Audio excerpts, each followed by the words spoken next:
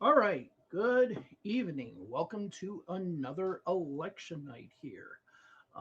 My name is Dave. Welcome to Voting Trend. And today, I've been watching your chat, your live chat. So thank you all very much for joining me. I didn't know about the other elections because I've been so busy doing my history channel today. I just finished up a video about the Howard Dean campaign over on my history channel, and my focus right now is more on that history channel because it's one of the only one that actually generates income. So that's why I haven't been doing as much on this voting trend channel. But hopefully in the next few days I will be. Jasmine Crockett announcing and so on for the U.S. Senate. That's going to be a interesting race that we see for the Senate on the Democratic side in Texas. But we are talking about Miami today. Now, somebody mentioned this, and it's interesting. No, um, it is Miami, the city of Miami, not Miami-Dade County.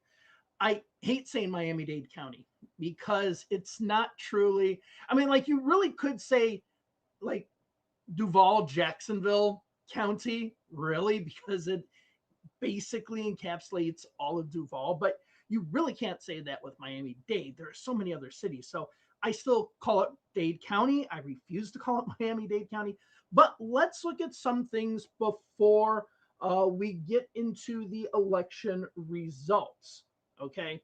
So I did see this on Reuters today that says Democrat favored to win the Miami mayor race in the latest test of U.S. voter sentiment. Okay, so this is an article about that. But before we start seeing the election results come in, I do have to say that the people who have turned out so far in this election are more Republican than what turned out a month ago. So let's go ahead and look at the actual live numbers of people who have voted so far. And as you can see here, the Republicans are at 33.78 and the Democrats are 41.39. Now, if we go back to what it was a month ago, you can see the Democrats were at 44.27% and the Republicans were at 30.31. So the Republicans are up, it's basically a 6% swing. Okay. How does that affect the election tonight? We don't know. So today's election, as far as those who have voted, are much more Republican. Okay, so we want to keep that in mind when looking at the results coming in. I am looking at the Miami-Dade Supervisor of Elections website, which is one of the worst websites in Florida. Hopefully, they're going to have some live results. I don't know. If they don't, I do have somewhere where we should be able to see some live results. So yeah, I'll try to find where that is. Here it was. It was the Hill. Ah, there it is, the Hill. So we'll go ahead and keep an eye and see what happens. I don't know if they're going to do a big early vote and vote by mail dump in Miami-Dade. They might. I don't remember if they do. I'm going to be honest, out of the counties in the state, it's probably one of the counties I know the least. I just have no interest in Miami-Dade County. Now, again, like I said, I've been watching what you have all been saying in the chat. And so there is a few races in Georgia. We'll see how those go. Then there are two races in Florida. So we got the state representative race here in District 90, which is down in Palm Beach County. That should be a Democratic win. It is a special election. We have to see what the turnout is going to be like compared to a regular midterm election. We're not going to see anything like we saw in the Tennessee 7th as far as it equaling 2022 midterm results. I don't think so. But this should be a Democratic district. The question is, how Democratic does it become? If the Democrats get over 60% here, that's a really good day. The state Senate seat should be an overwhelmingly Republican district. The Republicans winning 65% or 65 to 70%. It's on the western side of the state. It's Hernando, might include Citrus and part of Pasco. I do not know. Let's see results by county. Citrus, Hernando, Pasco, and Sumter. Okay. So yeah, so it has those. So we're going to go ahead and watch these tonight. But okay, I don't know what's wrong. My audio should be fine according to so people are saying the audio is off according to my. I'm wondering if I'm having friggin' problems with this again. Um, yeah, I mean, I according to this, let's check properties. I'll just make sure it goes to here. Let me know if that sounds any better. Because sometimes on Streamlabs, what happens, it'll say that this microphone is connected. And then all of a sudden, okay, so it'll say that this microphone is connected, but then it's not connected. It's maybe connected through the web camera. Then I actually have to go in and change to this microphone. Okay.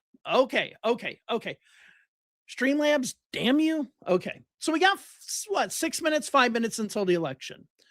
Okay. Yeah, it was just, I don't know why it does that with this microphone. So if we go ahead and look at the last election in 2021, we see the turnout was 30,000, 14%. It was also much more Democratic. But remember, Francis Suarez won in that won overwhelmingly, like with 70-some% of the votes. It didn't go to a runoff. This one obviously did go to a runoff. So if you're the Democrats, you'd be looking at that and saying, that does not look good. But it also can be good. If we all of a sudden see a more Republican electorate, but Eileen Higgins wins by a decent amount, then that's a bunch of at least nonpartisan NPAs going to the Democratic side, or you have Republicans going over there. So let's see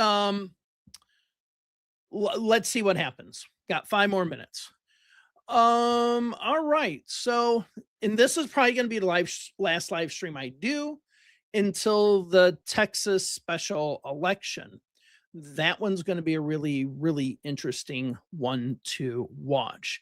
I think that one actually could tell us a lot more about what's happening in the country than what we saw in the Tennessee 7th. But the Tennessee 7th, the more and more research I do on it, especially the fact that the turnout number was, as far as raw votes, nearly identical to the 2022 midterm number, that shows that we just can't treat it like a special, a special election.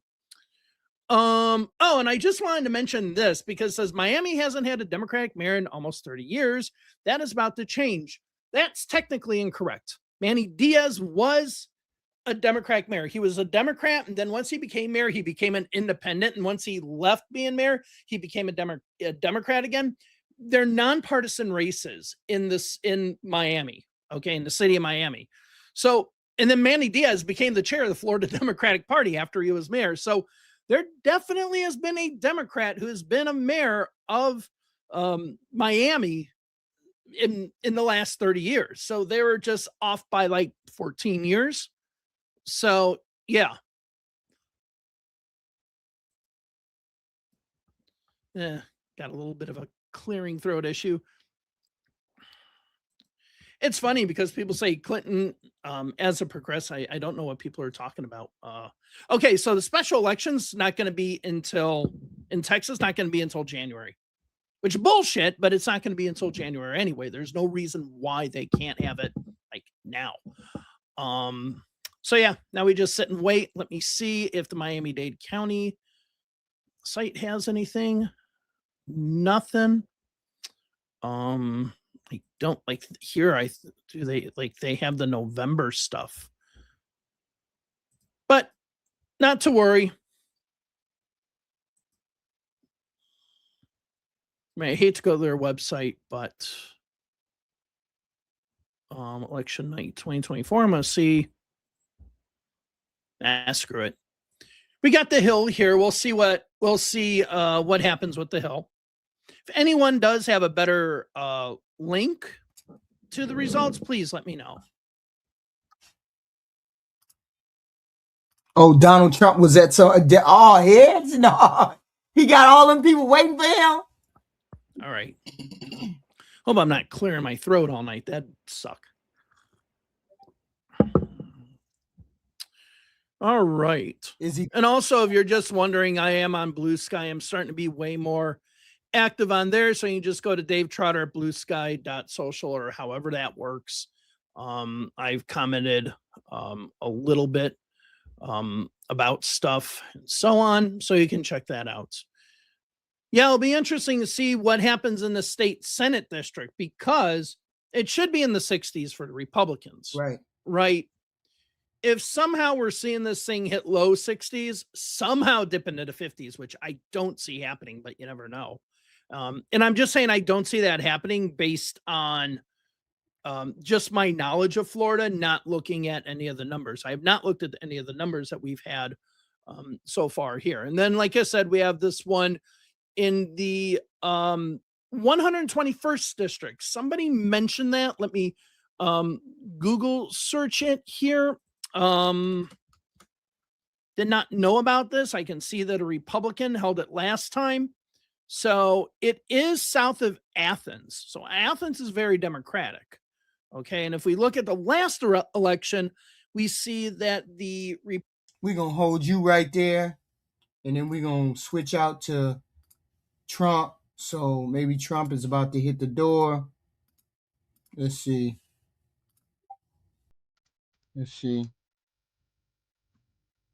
Okay.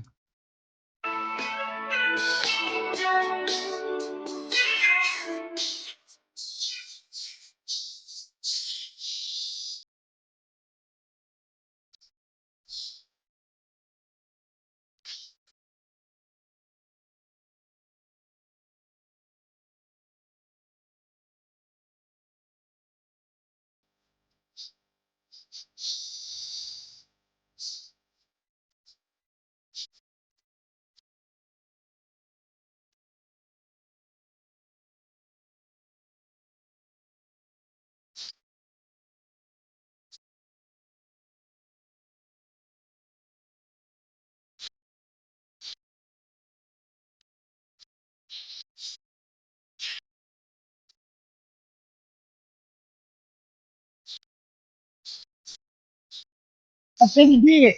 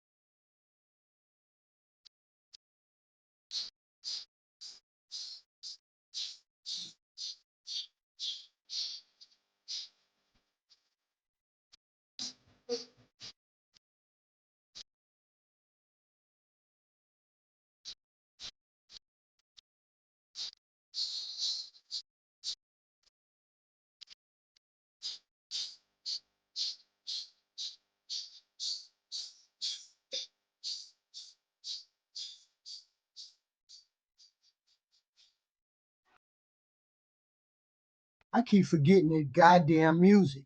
I keep forgetting that goddamn music. That I don't. Jesus. I don't know. Did they zoom in on the entrance? He ain't nowhere to be found. I could have been, man. Wow. What's going on? They have explicitly told him not to use their music during his rallies. And they can play. Well, hey, they keep playing the shit. You know. Where did. Hey, man, can I zoom in a little bit? Let me look. Come on, lady. Oh, okay. Oh, shit. Damn. I mean, he was at some kind of dinner. He was at some kind of dinner with JD Vance. What? That's wild. And then the people couldn't even. They were trying to clean up for him, but he kept staying wherever he was gonna stay. Look, Y'all, what time is it? It's 7 o'clock. It's 8 o'clock. Is it 8 o'clock there? Yeah, I think the PBS putting. They been on here. Y'all been in event. Y'all been here for about 3-4 hours on this damn rally for Trump. Must be late as hell. He must be late as hell because I could have sworn his stream started hours ago. That's wild. Hours ago, he said, I don't give a damn. Damn. He said, I don't care. I'm doing what I want to do. That's wild. And they said they don't care. He gonna come when he wanna come. Ain't that? Wait a minute, hold on. Watch this. What's my guy doing? He looking at the election coverage. Republican won 61.1 to 38.9. So it's like a 60-40 district. Let's see how that pans out too. That's going to be quite interesting. Because so far, I mean, we are at the point up. Okay, the election. Okay, it's election time now, so we'll see if we'll keep an eye on the results. So yeah. Oh, Vote Hub does have something.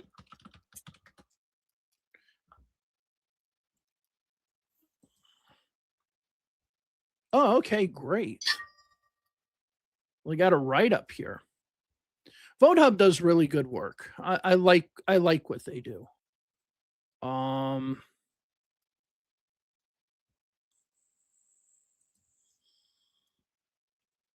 Okay, so I don't see a live map link here. If you have a live map link for, here we go. Maybe this will do it. I didn't know Miami. I didn't know right. See, Vote Hub, this is why, like, for me, they even have one for the Georgia one. I mean, we got the state one for the Georgia one. There we go.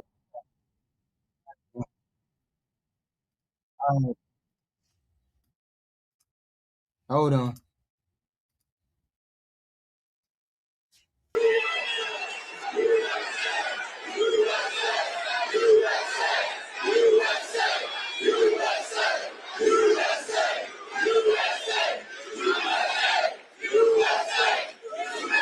Well, this is a nice crowd.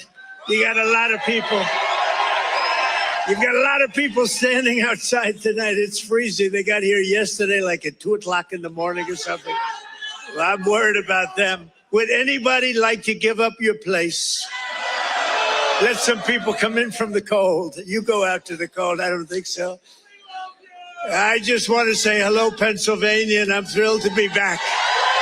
This incredible Commonwealth with so many proud, hardworking American patriots. That's what you are. So am I. I'm a proud hard worker.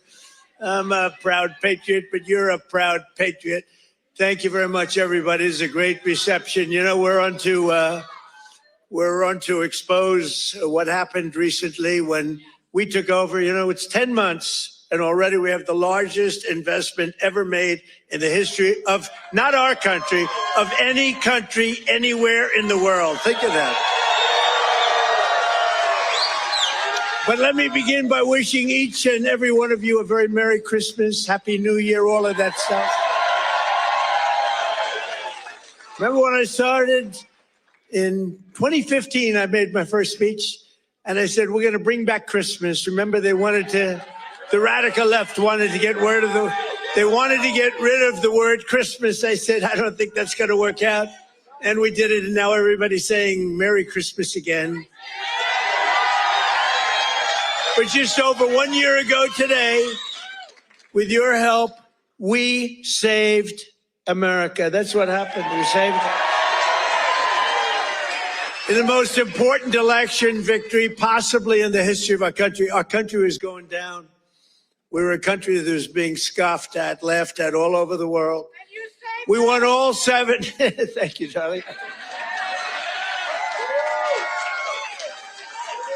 She said, and you saved us. Who are you? Stand up, please. Who said that?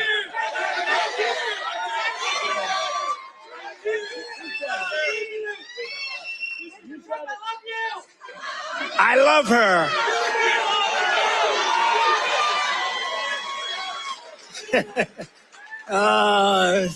Only in Pennsylvania can this happen. I know this state. By the way, last election, did we kick ass? We won. That means we won 3 times in a row, as you know. But we won all 7 swing states. We won the Electoral College, 312 to 226. We won, and by the way, the real vote was much more than this, but we wanted to make it too big to rig. We won the popular vote for the first time of any Republican in many decades, and we won 86% of all counties in America, 2,700 to 525. That's good. We did it. Not me, we did it. And now, after just 10 months in office, I'm pleased to report that America is winning again. Pennsylvania is prospering again. And I will not rest until this Commonwealth is wealthier and stronger than ever before.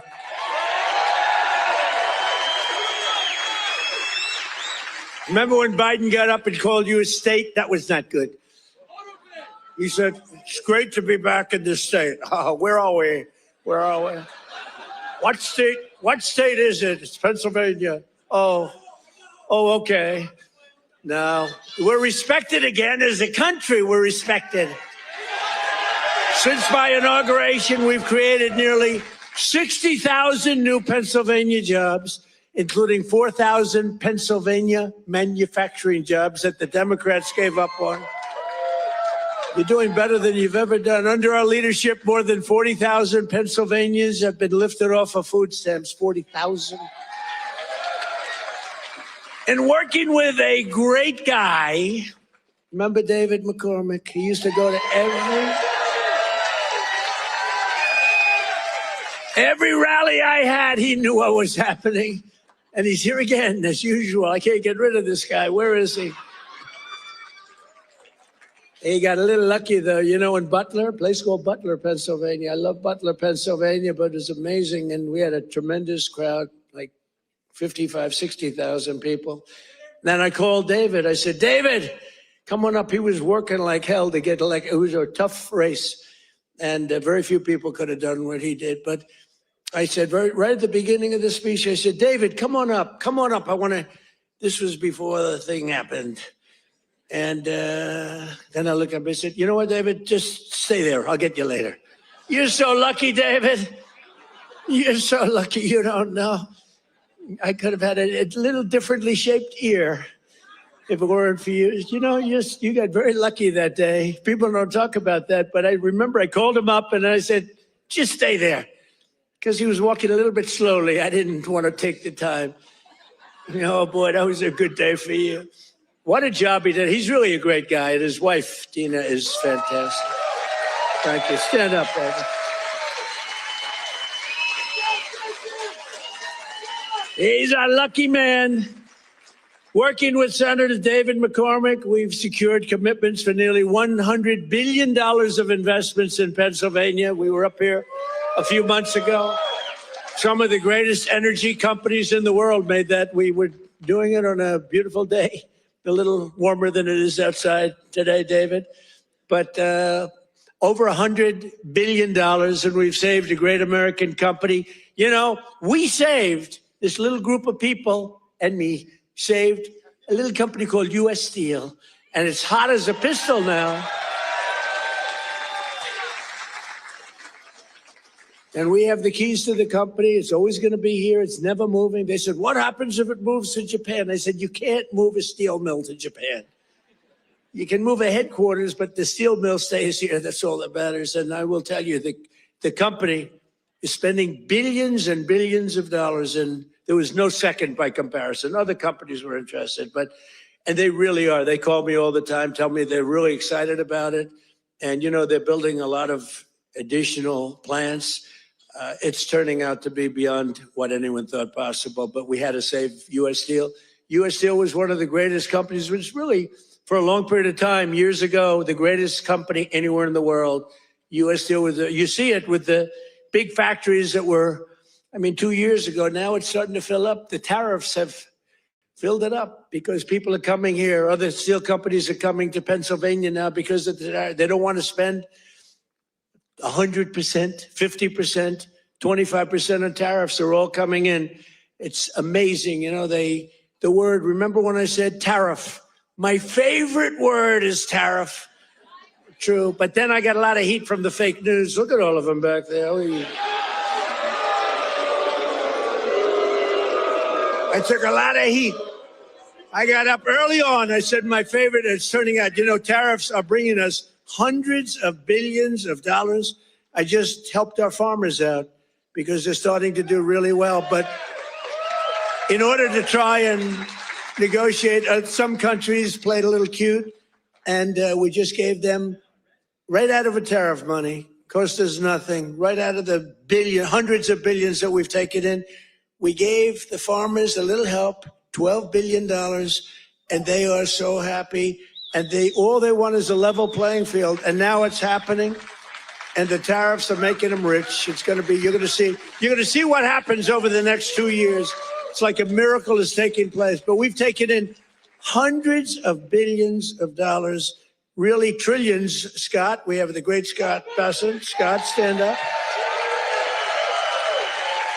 And if you add to that all of the companies that are pouring their money to building plants in Pennsylvania and many other states, auto plants, AI plants, plants of every type, which we would have never had if we didn't put the tariffs on.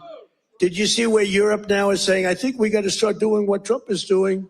We've got to start putting on tariffs because we're getting our asses kicked, and it's true. But Scott, if you really think about it, it's trillions of dollars, not billions of dollars, right?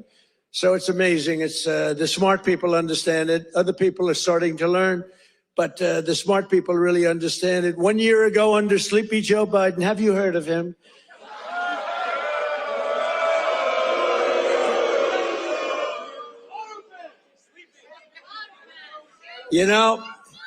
Okay, look, the King of Saudi Arabia told me this.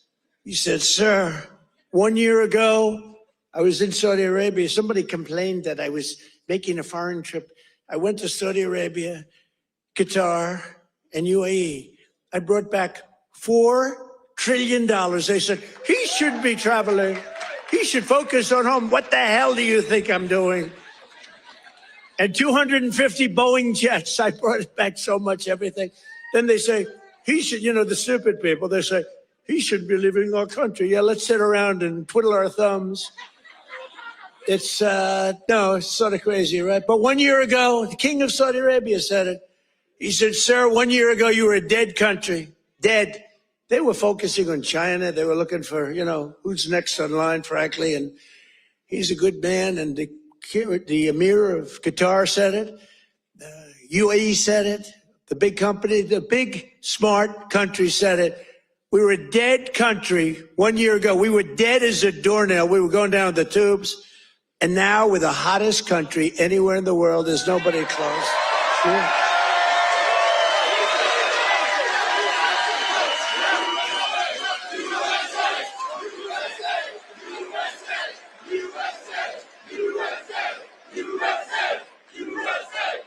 And it's because of the election on November 5th, because that's when it started. You saw what's happening with recruitment in the military. The enrollment is the highest we've ever had. And, right before November 5th, we couldn't get anybody in the military. We couldn't get police. We couldn't get firemen. We couldn't get anybody. And after November 5th, that's when it started. Right now, we have the highest enrollment we've ever had, the greatest recruitment days we've ever had in the military. It's amazing. So it's November 5th, and it's also, again, it's a thing called tariffs. And I told you, I was about to say that, because I love the weave. You know what the weave is? You go here, bing, bing, bing, bing. You always have to get back to the right location. But otherwise, they'll criticize you for straying from the speech. By the way, if I read what's on the teleprompter, you'd all be falling asleep right now. But it's true, 1 year ago and during periods of time, I'd say my favorite word is the word tariff. I love it more than any other word in the dictionary. And the fake news said, that's terrible. What about God? What about family? What about religion? What about your sons, your daughters? What about how terrible that's this? So I moved it back to fifth. I have it to fifth. And now I'm in no trouble with the fake news, you know? They say, what about religion? They always find, so you have to weave a little bit with the punches. You have to go, you know, the boxers, you got to go with the punches. But it's been amazing what's happened. It's been amazing. It's a transformation of our country. I have the greatest oil man anywhere in the world. I see him sitting right there, Chris Wright.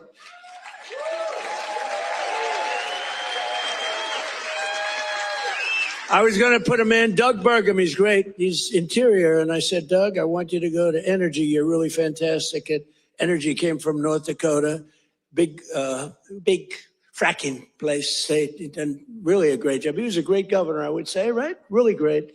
And a great person. He's doing a fantastic job. I said, I want you to head up Energy, sir. I'd be good, but I tell you, there's one man out there in the whole world. There's one man out there who would be better than me. Who is it? A man named Chris Wright. Who the hell is Chris Wright? Give me a break. I never heard of the guy. Well, you never heard. He's the biggest there is. He's the smartest there is. The greatest oil man in the world. Chris Wright. I said, I got to see this guy. And after about 2 minutes, I understood exactly what Doug was saying. So I said, okay, Doug, you'll go to Interior. You work with, because interestingly, Interior owns all the land that has the oil. And he has all the expertise that drills the oil. And I said, you know, we'll do a friendly merger here. This is pretty good. And that's what we did. And we're right now drilling more oil than we've ever done ever before. Prices are way down. We just had 4 states. It was just reported that 4 states had $1.99 a gallon. Right? We're so moving. So I want to introduce Chris Wright. Stand up, Chris.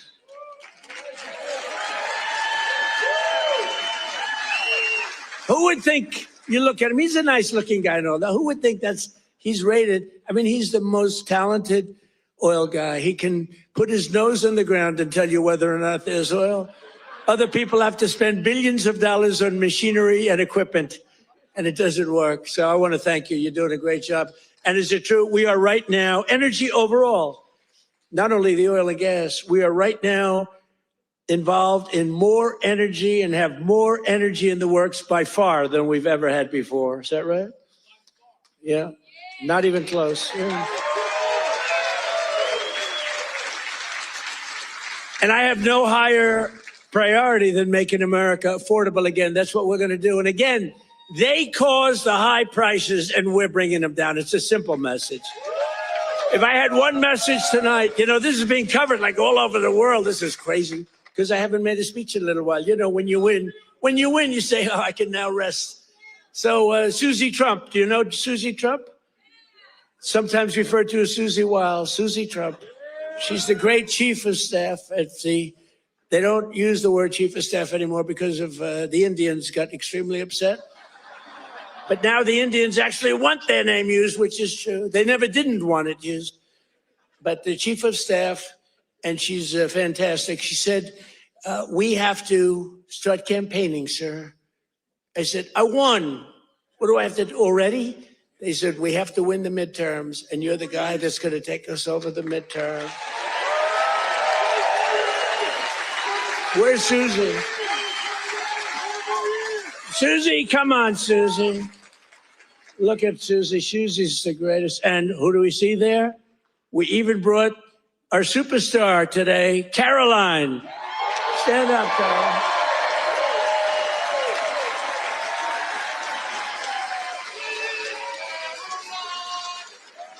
Isn't she great? Is Caroline great?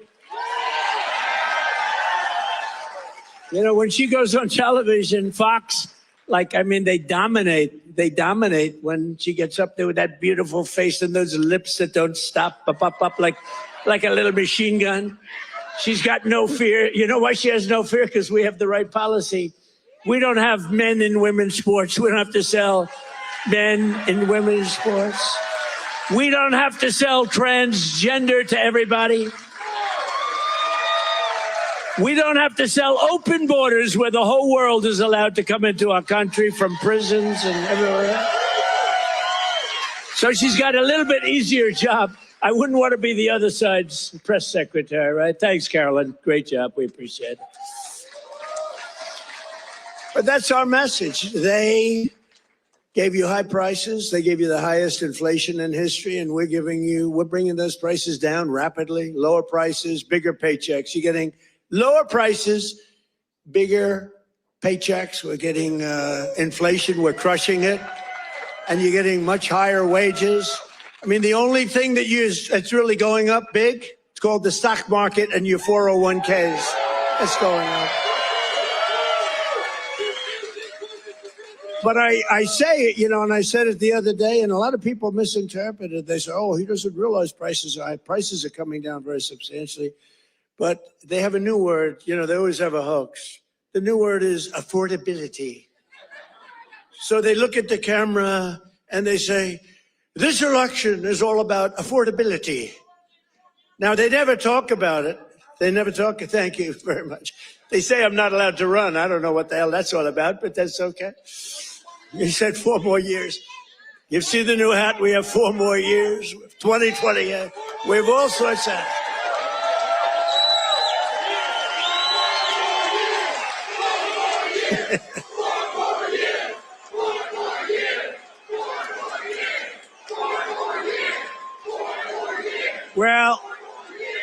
Well, you know what? We have 3 years and 2 months to go. And you know what that is in Trump time? 3 years and 2 months is called eternity. We have a long time. We have a long time. But under Biden, real wages plummeted by $3,000 a year. Under Trump, the typical factory worker has already seen their wages increase by more than $1,300, and that's in just a few months. And for construction workers, it's $1,800 up versus $3,500 down, and I think their number is wrong. It's much lower than that. For miners, do we love miners? I love miners. I don't know how they do it, going 10,000 feet under the ground, and they wouldn't trade jobs with me. If I gave them a beautiful, magnificent penthouse in the middle of Manhattan, where I used to live, if I gave them the most beautiful penthouse, they wouldn't take it. They'd rather go 10,000 feet underground and dig. That's what they want. For miners, their wages went up $3,300, and we're bringing back coal. But my administration cannot talk about anything else except when they say the word coal, they have to precede the word by 2 words: clean, beautiful. So we only call coal clean, beautiful coal. Is that right, fellas? Because coal needs a little public relations help. It's a very powerful fuel. It's used by China. China makes all our windmills, but they don't have any wind farms. It's a little interesting, isn't it? Wind is the worst. That's a scam. They ruin your valleys. They ruin your peaks. And the most expensive energy, the only ones that get rich are the developers who make a fortune. You have to change your windmills. And most of them are made in China, but China has very few wind farms. You know why? Because they're smart. You know what they do have? A lot of coal. They love coal. So that's okay. But we have clean, beautiful coal, and we brought it back into vogue. We have nuclear, we have oil and gas, we have sort of everything. We don't approve windmills. We don't approve it, I'm sorry. We don't like things that kill all our birds. And that every time you put one up, only the guy that owns it makes a lot of money. Those guys, what a joke, and they are ugly. You're right, sir. But Democrats talking about affordability is like Bonnie and Clyde preaching about public safety.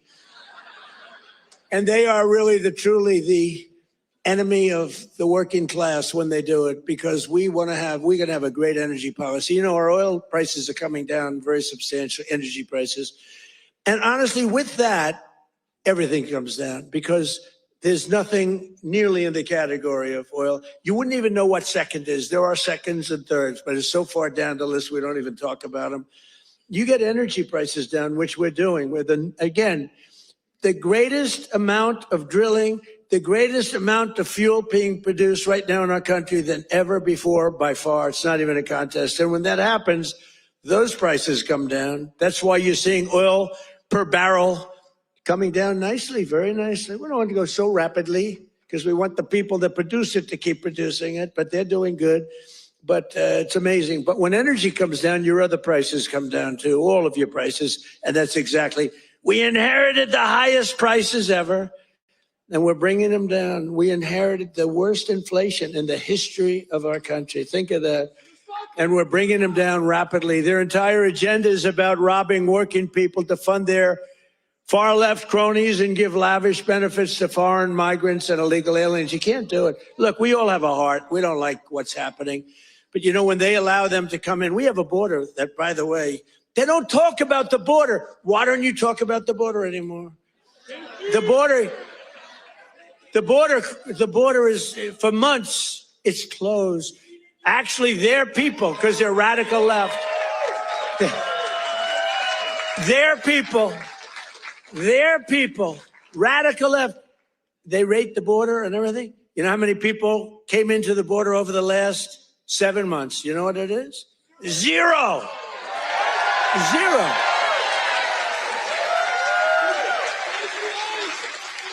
Except for the ones that came in legally, right? Legally. When Biden and congressional Democrats had power, they blew up our economy, sent prices soaring. Look, the poor guy, he didn't know what the hell was happening. Okay, I'm sorry. It wasn't him. It was the lunatics that circled. Yeah, it was the auto pen. You're right. I can't believe I didn't say that. I hate when you beat me to the punchline. I would not have said. Well, I'll tell you, I'll give the fake news a little breaking news. So I believe, and I may be correct, but we're checking this. We have a bad head of the Fed. We're going to be making a change. Fortunately, this guy's out. But we have 4 members appointed by Sleepy Joe Biden. Which is better, Sleepy Joe or Crooked Joe? Historically, when I've done polls, from people, I do my own polls. I go to a big arena. We have 20,000 people. I say, which you like, Sleepy Joe or Crooked Joe? And I learned, I save millions of dollars. I don't have to do any polling, okay? Typically, Crooked Joe wins. I'm surprised. Because to me, he's a sleepy son of a bitch, who destroyed our country. If we didn't come along, and it's not me, it's all of us. If we didn't come along, this country was destroyed. I'll tell you, it would have been destroyed. But now Democrats in Congress want to take us straight back to the Bidenomics. They don't change. And I don't really talk about it because, for instance, I watched a congressman the other day on a television show. They were interviewing a Democrat. He was fighting like hell for men to play in women's sports, okay? And I was going to put something out. I was going to he's a well-known congressman. And I said, let's save it about 2 weeks before the election, right, David? We don't want to do it now. What the hell good does it do now? Let's save it for about 2 weeks because we don't want them to change. Just let them keep going. I think transgender for all is a great, great thing for the Democrats to be talking about. Transgender for every member in your family. If they're not feeling well that night, let's just change their sex. Now, let's not talk about it. Let them go and let them fight to get these things.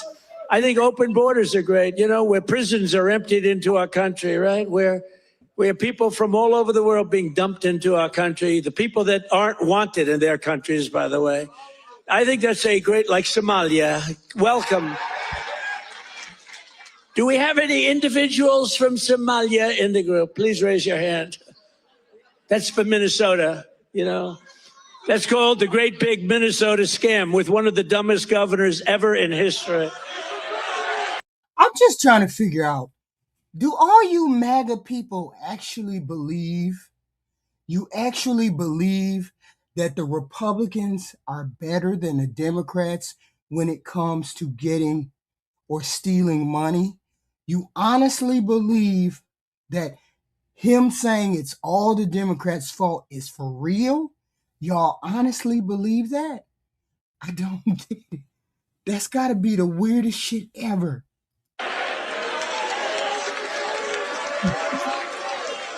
I love this Elon Omar, whatever the hell her name is, with the little turban.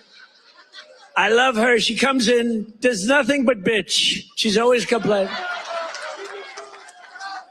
She comes from a country where, I mean, it's considered about the worst country in the world, right? They have no military, they have no nothing, they have no parliament. Let's see if everybody sits there and listens to a president talk about a human being. Let's see how Christian like sits there and listens to the point president talk about another human being like this.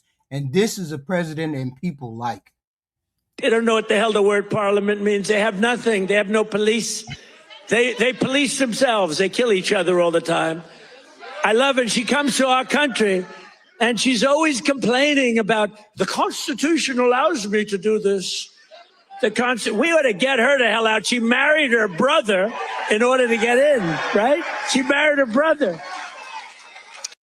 Why does he keep saying that same lie? She did not marry her brother. Can you imagine if Donald Trump married his sister? Beautiful. She's a beautiful person. If I married my sister to get my citizenship, do you think I'd last for about 2 hours, or would it be something less than that? She married her brother to get in. Therefore, she's here illegally. Hey guys, how many times did Biden have to go on the road to sell his shit and then talk about people like this? How many times did Biden talk about other presidents and things like this? How many times? She should get the hell out, throw her the hell out. She does nothing but complain.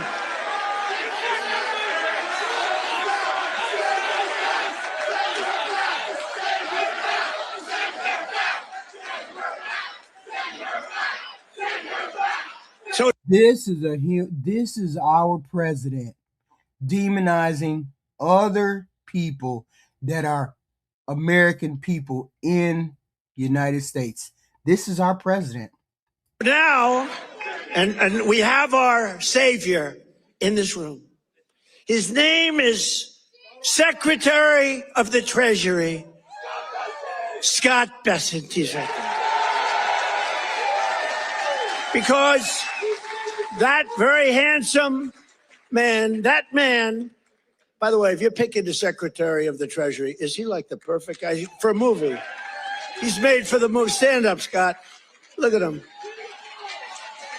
No, he's central casting. He's central casting. But you don't. You a motherfucking lie. You a motherfucking lie.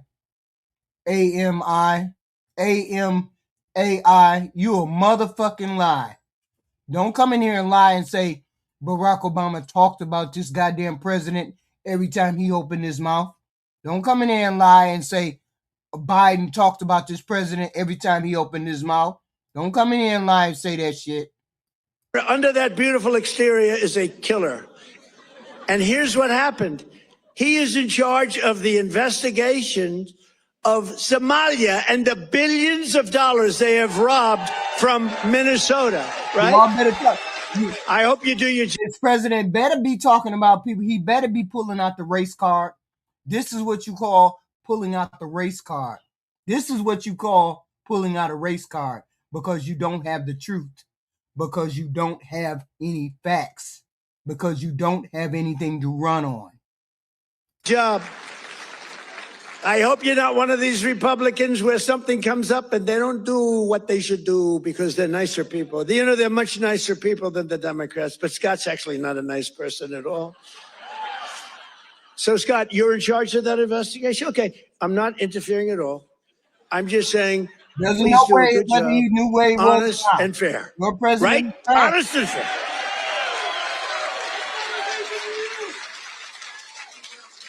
Oh, if he's honest and fair.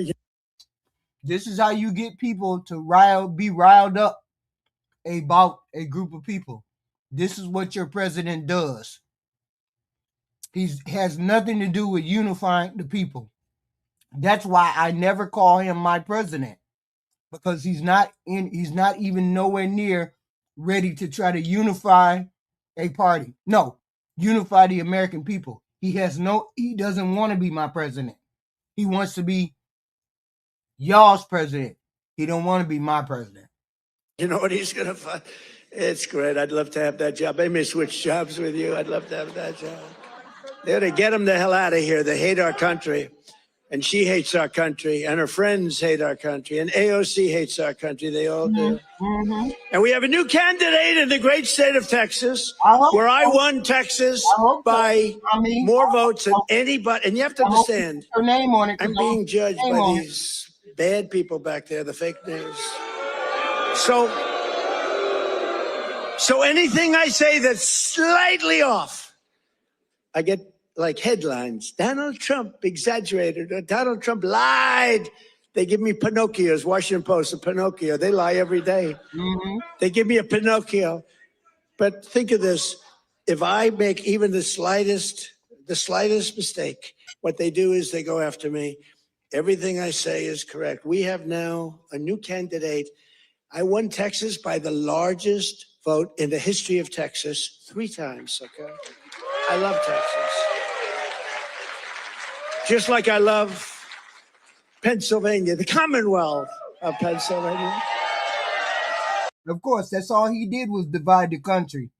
This was the most racist president we had.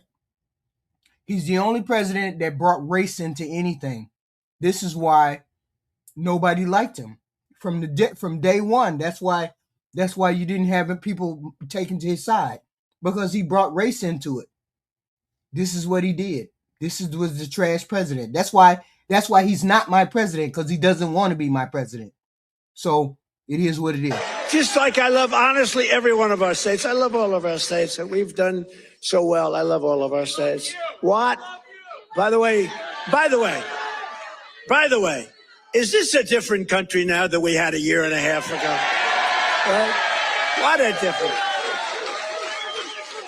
Crime is way down, despite the fact that we have many, bad people entered our country. Many of them are being taken out. Ultimately, they're all being taken out. Washington, D.C., we had a tragic incident, as you know, with the 2 incredible people. What a terrible thing that was just 2 weeks ago, right? Just a terrible National Guard, terrible thing. Sarah and Andrew. Sarah passed away. She's looking at us from heaven, from above, and she was killed almost instantly. They kept her alive. Her parents came from West Virginia, another great state.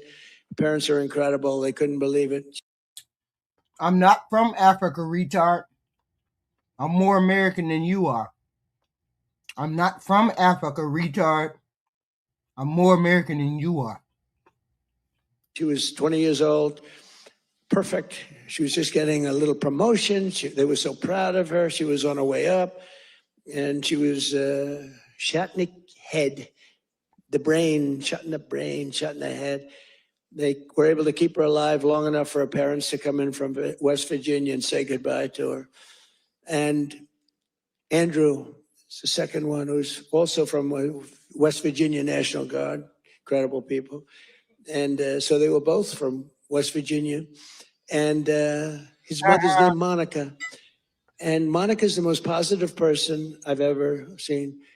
The night that he was so badly hit and the doctors gave him almost no chance, I called their hospital room and spoke to her. And she said, sir, he'll be fine. Oh, no, I'm telling you, I'm praying The whole country is praying. Sir, I'm telling you, don't worry about it. He's going to be fine. This is the mother talking to me. And the father's like devastated. He's an incredible guy too, both. And I went and invited them to the Oval Office, and they came in. She said, sir, he's fine. It was amazing, actually. And today, Monica. If I make more Republicans by what I speak, they were weak anyway. They were weak anyway. Who wants a weak person on their team? I don't want no weak person on my team. I don't want nobody that can be swayed by pretty words and lying fools. I don't want nobody that can be swayed. If you a Democrat and you turn over and go over to the Republican side because of what I said, that means you were weak from the beginning. Okay? She said, we're all praying, and I'm praying. And then she called to say, sir, he moved his finger today. This is like 3 days later. He moved his finger. Sure do, Manuel. Sure do. Today I got a call that he got up from bed. Do you believe that? He got up. He got up.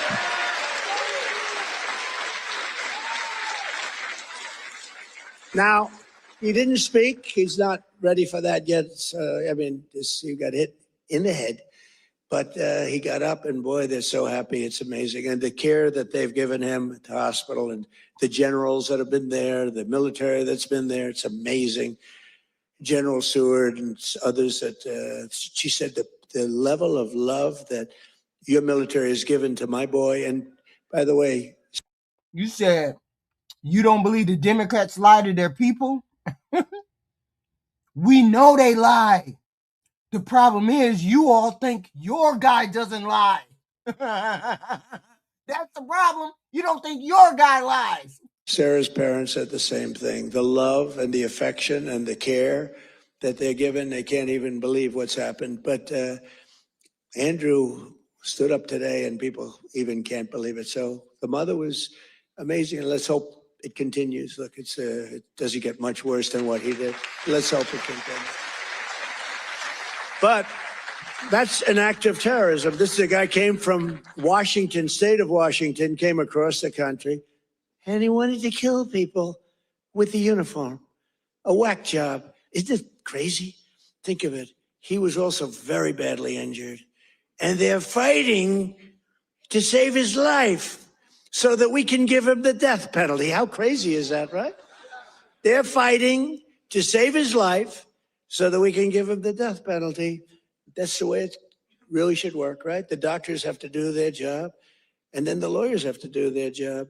But it's an amazing country. Actually, Andrew's father said that. He said, they're fighting for him. I hope they save him, sir, because I hope he has to. We don't know what the fuck he's saying. We don't know what the fuck he's saying. He just running his mouth. We just trying to figure out what the fuck is going on.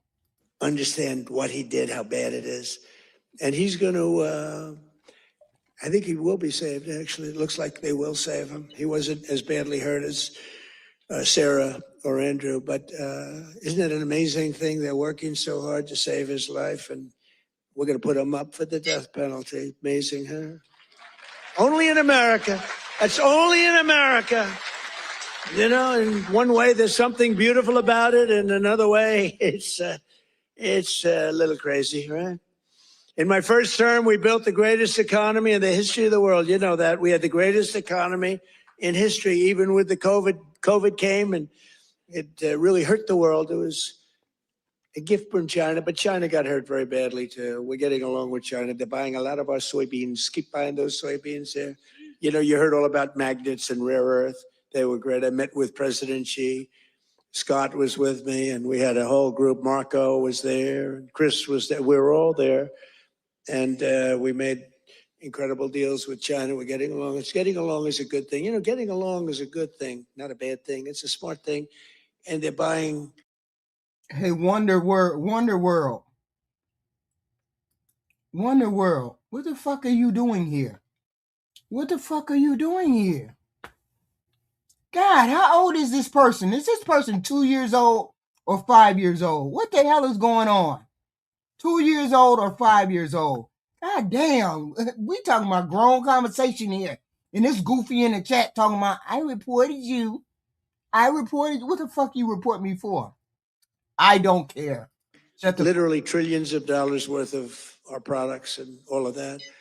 And we had a very good meeting. Remember, the whole world was going to shut down over rare earth. That was 2 months ago, and that worked out very well. Yeah, the midterms are going to be swept by the Democrats. By the Democrats. Because if you keep believing this man right here, you keep believing what he's saying, that the prices are getting better, everything is getting better, they're going to sweep you and you ain't even going to know it.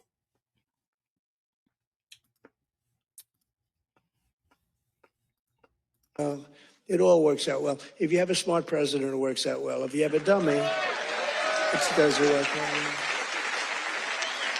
But we had a great economy. We had the greatest economy in our country's history, but we had what's called the greatest economy. This is the first term, probably ever, of any country now. Into illegal wage support. Oh, shit. Sorry, y'all. It's nothing. I like the Butler chart, remember? Wait a minute, what are y'all talking? What? Donald Trump smoked who? Who did Donald Trump smoke?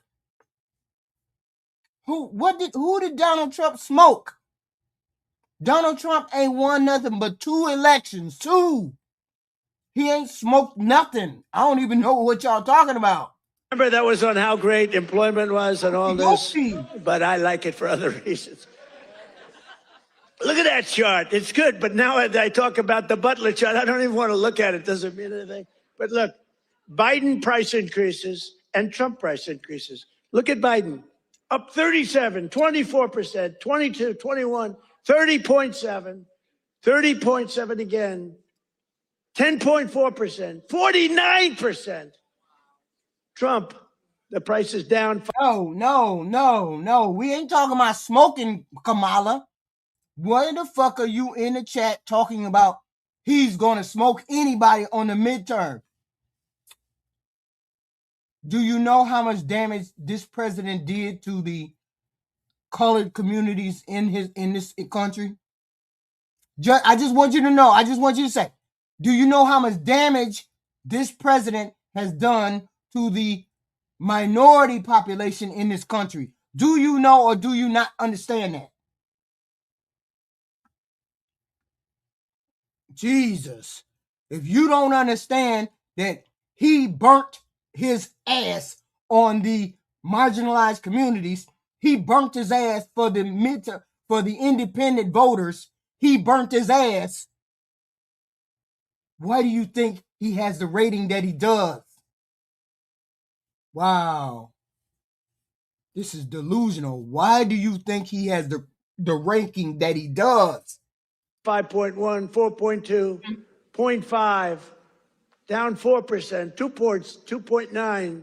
I'm out of my mind. Our prices are coming down. Their prices, it's a hoax.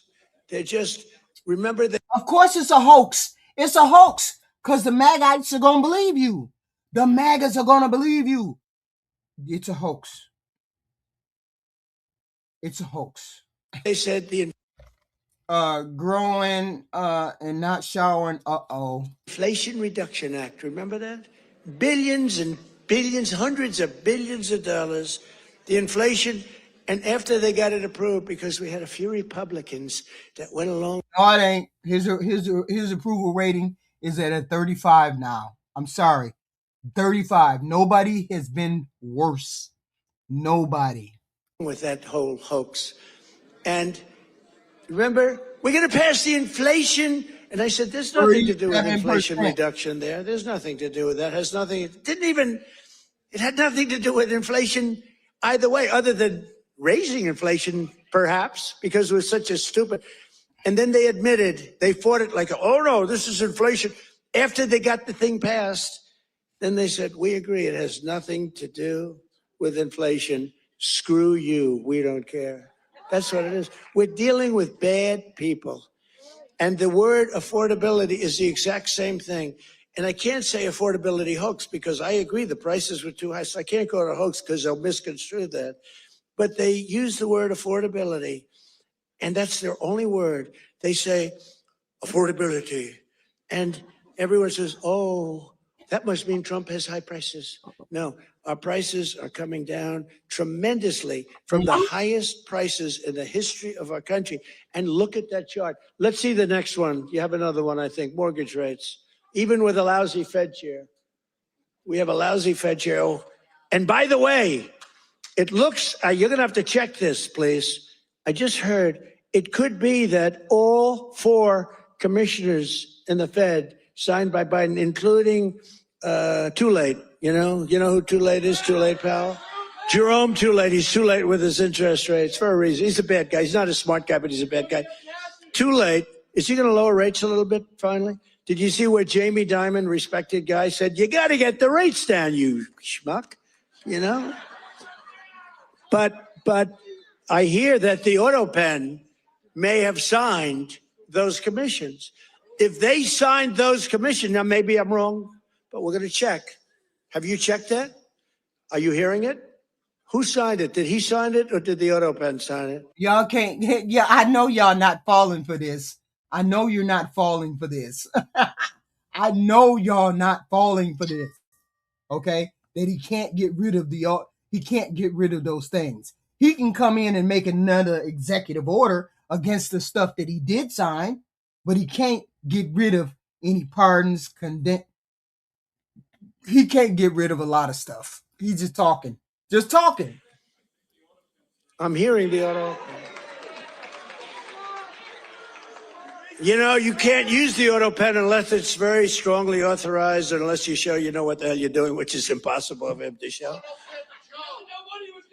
So, I don't know. I think it's something we have to look into. You put people there that are not authorized to be there. I know I signed Chris Wright. I signed everything, but I signed. It's just a goofy. Yeah, it ain't going to be J.D. Vance. That's for sure. We definitely know it ain't going to be J.D. Vance. They can't stand J.D. Vance. They can't stand Rubio, and they can't stand DeSantis. DeSantis is a cardboard box. Ain't no way somebody going to vote for him. That's for sure. Chris Wright. If I gave you an auto pen, they could throw you the hell out of here, Chris. The difference is they would do it, you know? We try and be too nice. No, would you check that, Scott, okay? Because I'm hearing that the auto pen could have signed maybe all 4, but maybe a couple of them. We'll take 2. So look at that, Biden. I love that laugh. Who's the woman with that great hearty laugh? That's a woman that likes Trump. That's how beautiful. Anybody can laugh with that happiness. She likes Trump. He likes Trump too with the hat. Yes, that's right. Thank you. Thank you, man. Thank you. So Biden, new yearly mortgage cost increases and Trump new yearly. Look, we went down with our rates. They went up with their rates much. That's a lot. So with us, you save $2,900, almost $3,000. I don't. And with them, you about what go up. It costs you $15,000. You don't hear that because the fake news doesn't tell you that. And these are charts. These are government charts. These are not made up by Donald J. Trump. These are government charts. All we know is your Fox News said your president, all the shit that he's saying right now is a lie. So you need to go to Fox News and talk to your Fox News. You need to go talk to Fox News. Do you have a third chart? Because I like these charts very much. Not as much as Butler, but I like them. Sure they did. Sure they did, Mark. Charts? Sure they did. So far, they're playing quite well. Oh, look at that. Real wages. Look at that. Losses and Trump real wages gains for the typical worker. Wow. I mean, that's incredible, right? So look at the amount of loss, 18.5. Yeah, but they believe this liar right here. They believe this liar. They believe that Joe Biden didn't give permission. Joe Biden didn't sign nothing. They believe this person.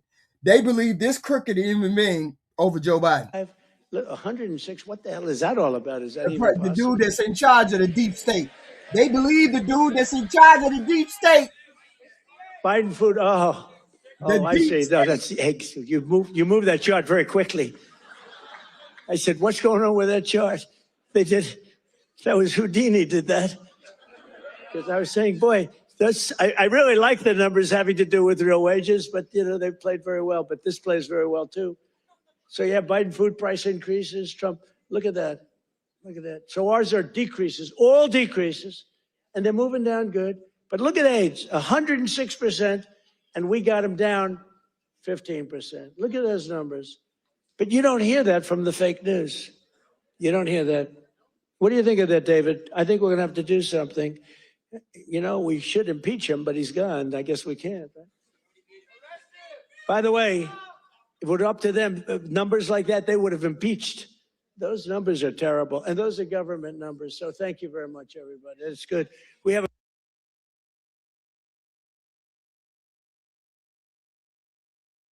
You sound goofy as ham, Pam Gator. Your own president said y'all wasn't smart enough. That's why he was going to get the HB1 visas, because he said y'all wasn't smart enough. What do you mean? What the hell you mean? Your president called y'all dumb. A couple of other charts we're going to show you, too, that are just terrible. We're also working to bring down the cost of health care. Obamacare is a scam. Under Obamacare, trillions of dollars were given directly to health insurance companies. Their stocks are up 1,700% in a very short period of time. Would you say that's good?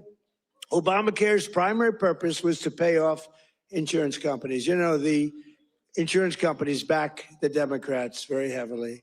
I want to give billions of dollars directly to the people. I want to take all of the billions and billions and actually trillions, but over a period of time. And I want to give all of that money we give to the big, fat, rich insurance companies. I don't want to give them nothing. I want to give nothing to the insurance companies. I don't want to give all, because they're sucking our country dry with this scam by the Democrats. That was Obama, and I've always said it, Obamacare, but now you see the numbers because your premiums are going up on Obamacare and everything. It's forcing everything up. But we want the money go directly to the people. We want you to go out and buy your own health insurance, and you'll get much better health insurance at a much lower cost. Everybody knows this is the best way to go, but the Democrats, they're bought and owned by the insurance companies. So let's see how many of them have the guts to vote for this. We're putting in bills where all of that money, hundreds of billions of dollars, goes to the people to go out and buy your own health care. And everybody's different. Some are young people, some are older people. It's a much different, really, set of criteria. In 4 years under Biden, Democrats secured less than $1 trillion in new investments in our country. Think of that, though. And we've done in 10 months, we've set the all-time country record by many times. I'm going to get the exact numbers many times.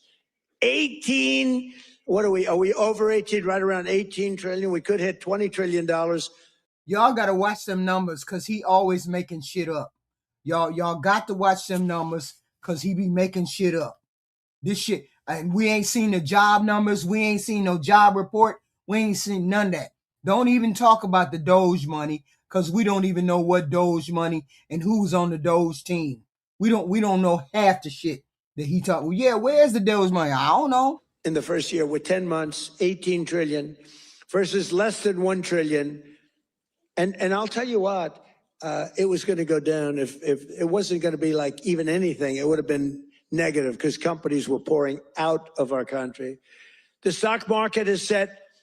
I told y'all it didn't even take him 10 minutes and he had Obama in his mouth. It did not, no, to Biden in his mouth. It didn't take him 10 minutes and he was talking about Biden. 51, this is in less than 10 months. The stock market is set 51 all-time record highs. There's never been anything like that. Bomb, bomb, bomb, bomb, bomb, bomb. It's at, think of that, it's at 51 all-time record highs in less than 10 months. That was as of about 3 weeks ago. Before I entered office, 100% of all new net jobs were going to migrant workers. Think of that, 100% of new jobs were going to migrant. These are government numbers, by the way. These are not Trump numbers. These are government numbers. Because they say, well, did Trump come up with these numbers? No, I didn't come up. I'm just, migrant workers and illegal aliens got 100%. But since I took office, 100% of all net job creation has gone to American citizens. How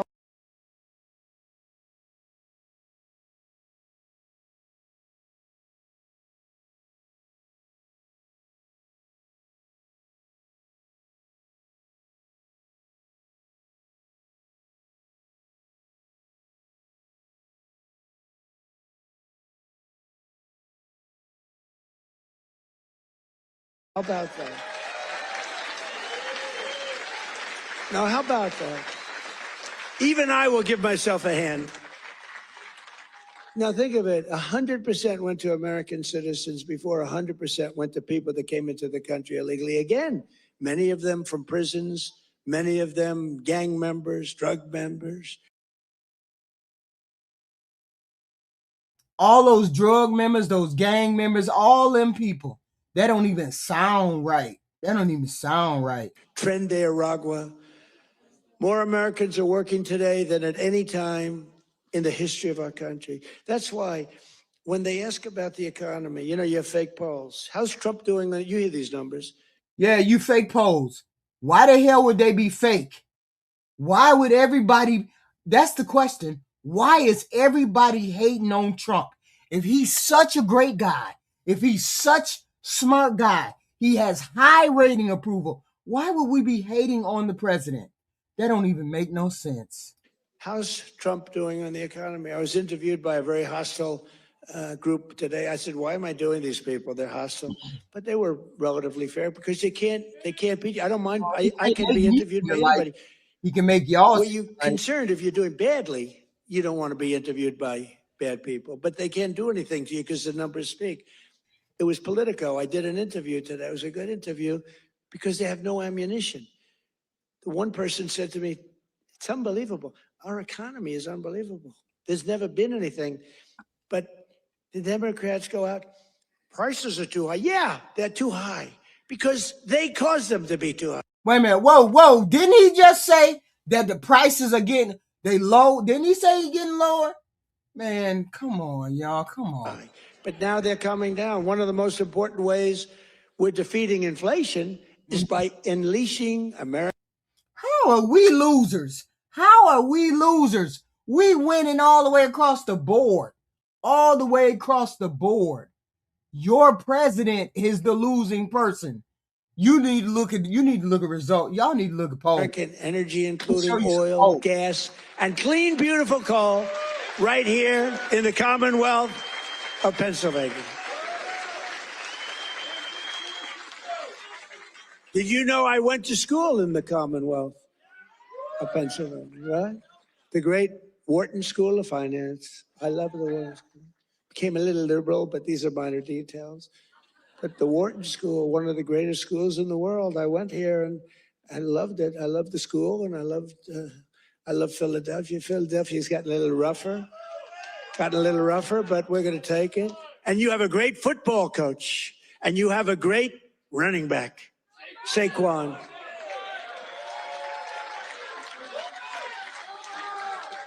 You know, I got to know Saquon a little bit.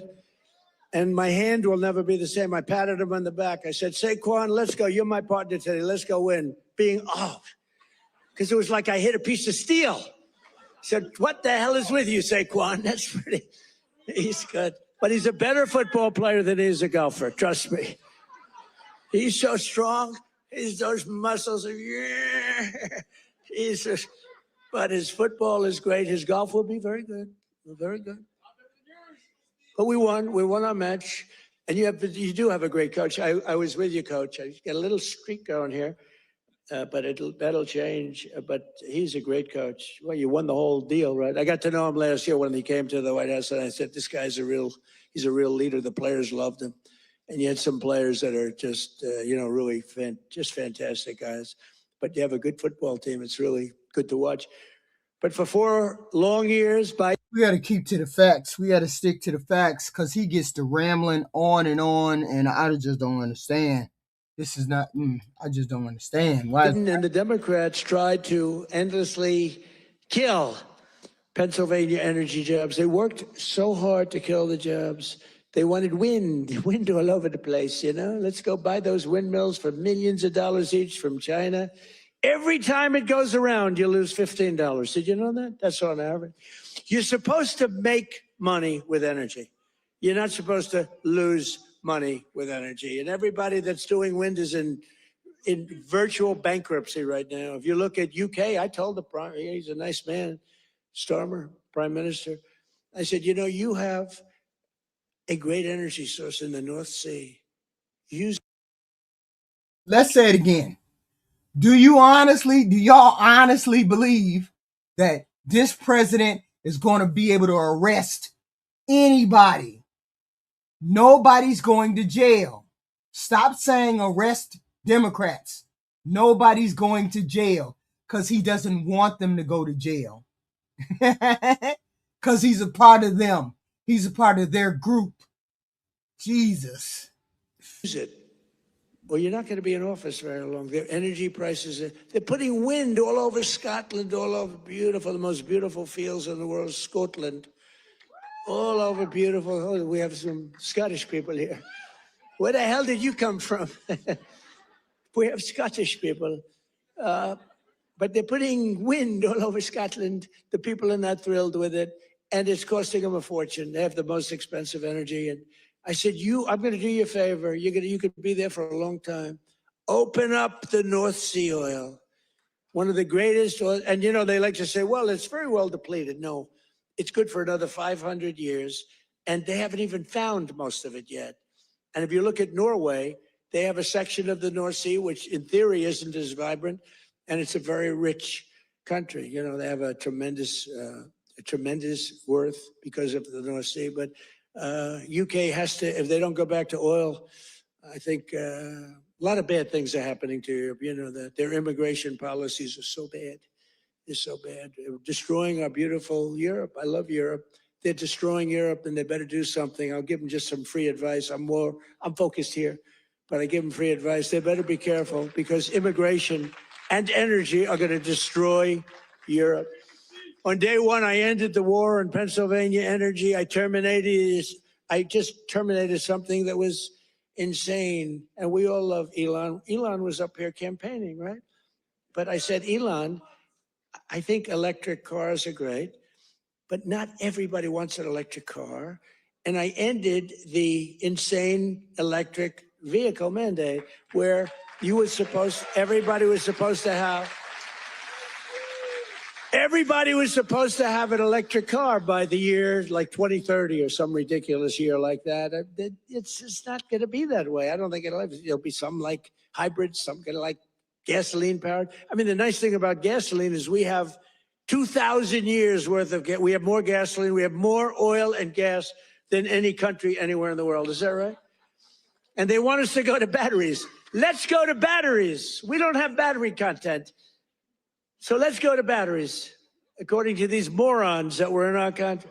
Let's not use oil and gas, which we have more than any country in the world. Let's go to batteries. Well, we have to go to the Congo and get it from China. But I actually stopped the war with Congo and Rwanda, and they said to me, please, please, we would love you to come and take our minerals, which we'll do. But I stopped the Green New Scam. It's a total scam. And, you know, we had, they used to call it global warming. Then they called it 15 other things, and none of them worked. So they came up with climate change. Remember? Climate change. Because you can't go wrong with climate change if it goes up. Remember, global warming, and then the temperature started going down like a rock. Remember? We had global warming, and they sent that big, beautiful ship with all scientists on it. And it went into deepest Alaska. It went up through the ice. And the global warming, it was getting so warm. Except, unfortunately, they had a bad few weeks. It got so cold that the ice just crushed. We had to take those poor bastards out by helicopter. The scientists, they said, one guy was petrified of helicopter. He said, I have a choice, go down in the ice with the ship or go in a helicopter. He chose the helicopter.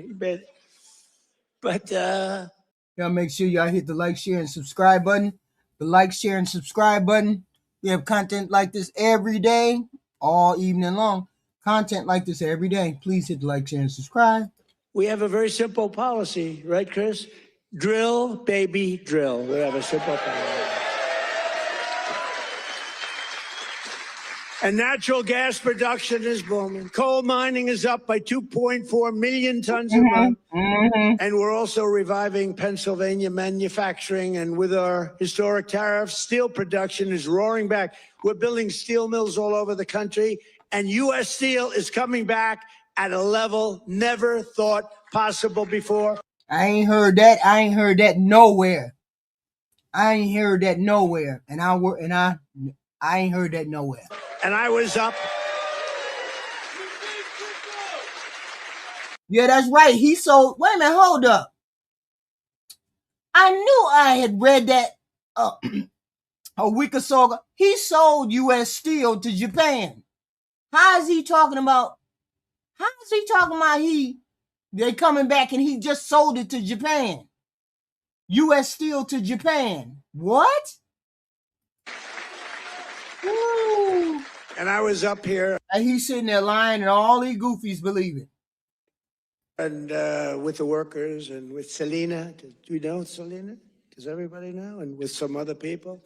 We were up with some great people. And we spent the whole day. And they were determining whether or not they want to make which one of the deals. I went to the workers. I said, which one do you like? We picked the right one. As I said before, billions of dollars they're spending. And the steel workers are doing phenomenally better. I think you're going to do better than you've ever done before. You were losing all of. You said you ain't heard that nowhere about him set a U.S. Steel coming back here because you know he lying. He sold U.S. Steel to Japan. Ain't no U.S. Steel coming back here. He lying to these people's faces. If we didn't have tariffs, you would have no steel. We wouldn't have one steel mill anywhere in the United States. And that would be really bad for, Scott, national security. We need, the one thing you need steel. You know, you can give up certain products. You can give up pencils. Because under the China policy, you know, every child can get 37 pencils. They only need one or two, you know, they don't need that many. But you always need steel. Wait, are you saying that U.S. Steel wanted to sell their company and Biden, they wanted to sell it overseas? U.S. Steel wanted to sell their company overseas and Biden blocked them from selling it overseas and Trump came behind them and sold it to somebody overseas? Like in America's Not First? That's what you mean? You don't need $37 for your daughter. 2 or 3 is nice, but you don't need $37. So we're doing things right. We're running this country right. We're also putting thousands of dollars in the pockets of hardworking Pennsylvanians with the largest tax cuts in American history. That's no tax on tips, no tax on overtime, no tax on. Stop lying to the American people. Stop lying. None of that shit means anything. No tax on tips, no tax on overtime. That shit don't mean nothing. Social Security for our great seniors, no tax. Just because you keep saying Grandy Garden don't mean it's true. Just because you keep saying that garbage doesn't mean it's true. And all of that kicks in on January 1st. You know, it hasn't kicked in yet. Okay. I mean, we're doing great, and it hasn't kicked in yet, and it's amazing. And it's one of the reasons they said, sir, would you mind going on the trail? And I actually like it. You know, I have fun. I haven't read practically anything off the stupid teleprompter. And then my speechwriters they're getting awards for some of the finest speeches, and I haven't even read them. And the award for the finest writer in the history of speech making. Ross, where are you? Oh. Hey, grown and not shower. Please explain to me how you put, I don't want to pay for my taxes, or I don't want to pay for half my overtime. How do you put that on your W-1040? How do you put that on your 1040 easy? How do you do that? I'll wait. How do you not claim half of your income? I'll wait. Ross, are you here, Ross? How do you claim that? Wouldn't you claim something like that on your itemized deductions? Wouldn't you do that on the itemized portion of your taxes? On the itemized yeah, okay. Where the hell is Ross? Ross, are you here? Look, first time. Yeah, it would go on your itemized side of taxes, not your standard deduction. But seeing as how most people do the standard deduction, they're not going to do the itemized deduction because the itemized deduction won't get them as much tips. You claim straight time. Wow. Time I've ever introduced him. Wow. Ross, get over here. Okay. I got it. Okay. He's a young, handsome man. We're going to see how that works. He's the greatest. Thank you, Ross. Very low-key guy. Thank you. Look at Ross. He's so shy. I can't believe it. We're joined today by Donna Zajac, a mom and a waitress of over 45 years who lives in Stroudsburg. Does everybody know where Strouds? I know where it is.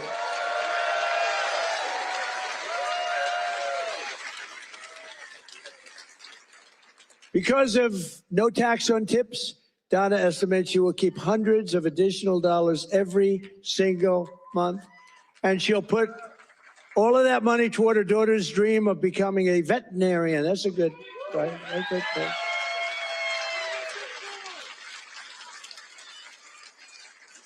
Are you here, Donna? Where's Donna? Oh, come on up, Donna. Come on. Come on. You want, say a few words. Look how beautiful she is. She stood up. She wasn't supposed to come up, but when I looked at her, I said, come on up, Donna. Look how beautiful she is. You're not allowed to say that anymore. You know, in politics, if you say somebody's beautiful, that's the end of your political career. I say, I don't care. I don't care. Come on up, Donna.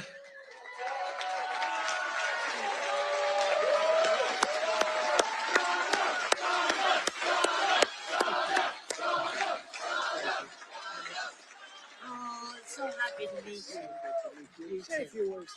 What do you want me to say? Yeah, just say whatever. This is always dangerous. Thank you, Trump. Thank you to President Trump for having me. This is like my sister dream, but I love you too. My sister Ann loved you too. But yes, but that money, that would help me with my daughter's tuition. Yes, make it a lot easier. Big difference. For sure. Yeah, we love it. Thank you. Thank you.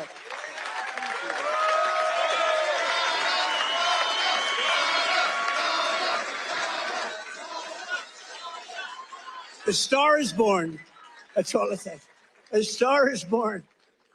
Is your sister here? Is your sister here, Donna? Are you? Oh, hello. How are you? Good family. Well, thank you. Thanks, Lord, Donna. what's going on? What's going on? Also with us is Marine Corps veteran Sean Downey, who now serves as a firefighter and a local first responder. Sean worked over 400 hours of overtime. That's a lot. And thanks to no tax on overtime, he'll take home thousands of dollars extra, which he plans to use to buy your first home. And thank you. Where's Sean? Good, Sean. Good. So you're going to use that money well, right? That was not an easy one to get approved. You know, it all went through Congress. I had to really push hard. I was not nice. I was not nice to get you that money, but you're going to use that money to get a house, right? A first house? Good. Well, you have a great future. Thank you very much. And here as well is Megan Hemhauser from Cresco, Pennsylvania. Megan's husband works 10 to 15 hours of overtime a week operating heavy equipment while she bartends and waits tables at night and homeschools her two children during the day, getting more and more prevalent. Homeschooling getting more and more, it's happening. That's okay. It's good. But thanks to no tax on tips and no tax on overtime, more than a quarter of their income will be tax-free. Megan, do you want to come up? Come on, Megan. Come on up.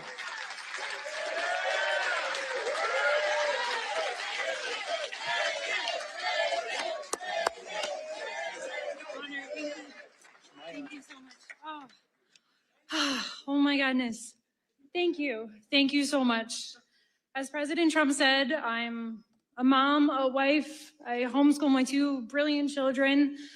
And the no tax on tips is incredible. No tax on overtime is incredible for my husband. And it all comes back to our family. It saves us, and it's for the future of our children. And it's been such a blessing to be home with them and to have them here with me tonight. And thank you for everything, President.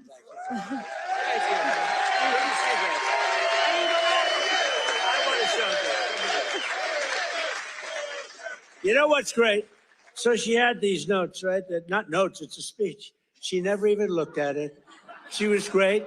It's much better when you don't have to read it. Ladies and gentlemen, thank you. So I just thought, great job. That's a great job. Thank you. Thank you so much. Thank you. Thank you. Thank you. That's great. Never looked at the notes.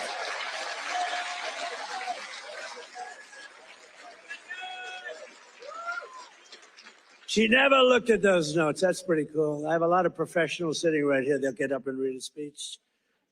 But Megan didn't have to do that. Another key part of our tax cuts is known as Trump accounts.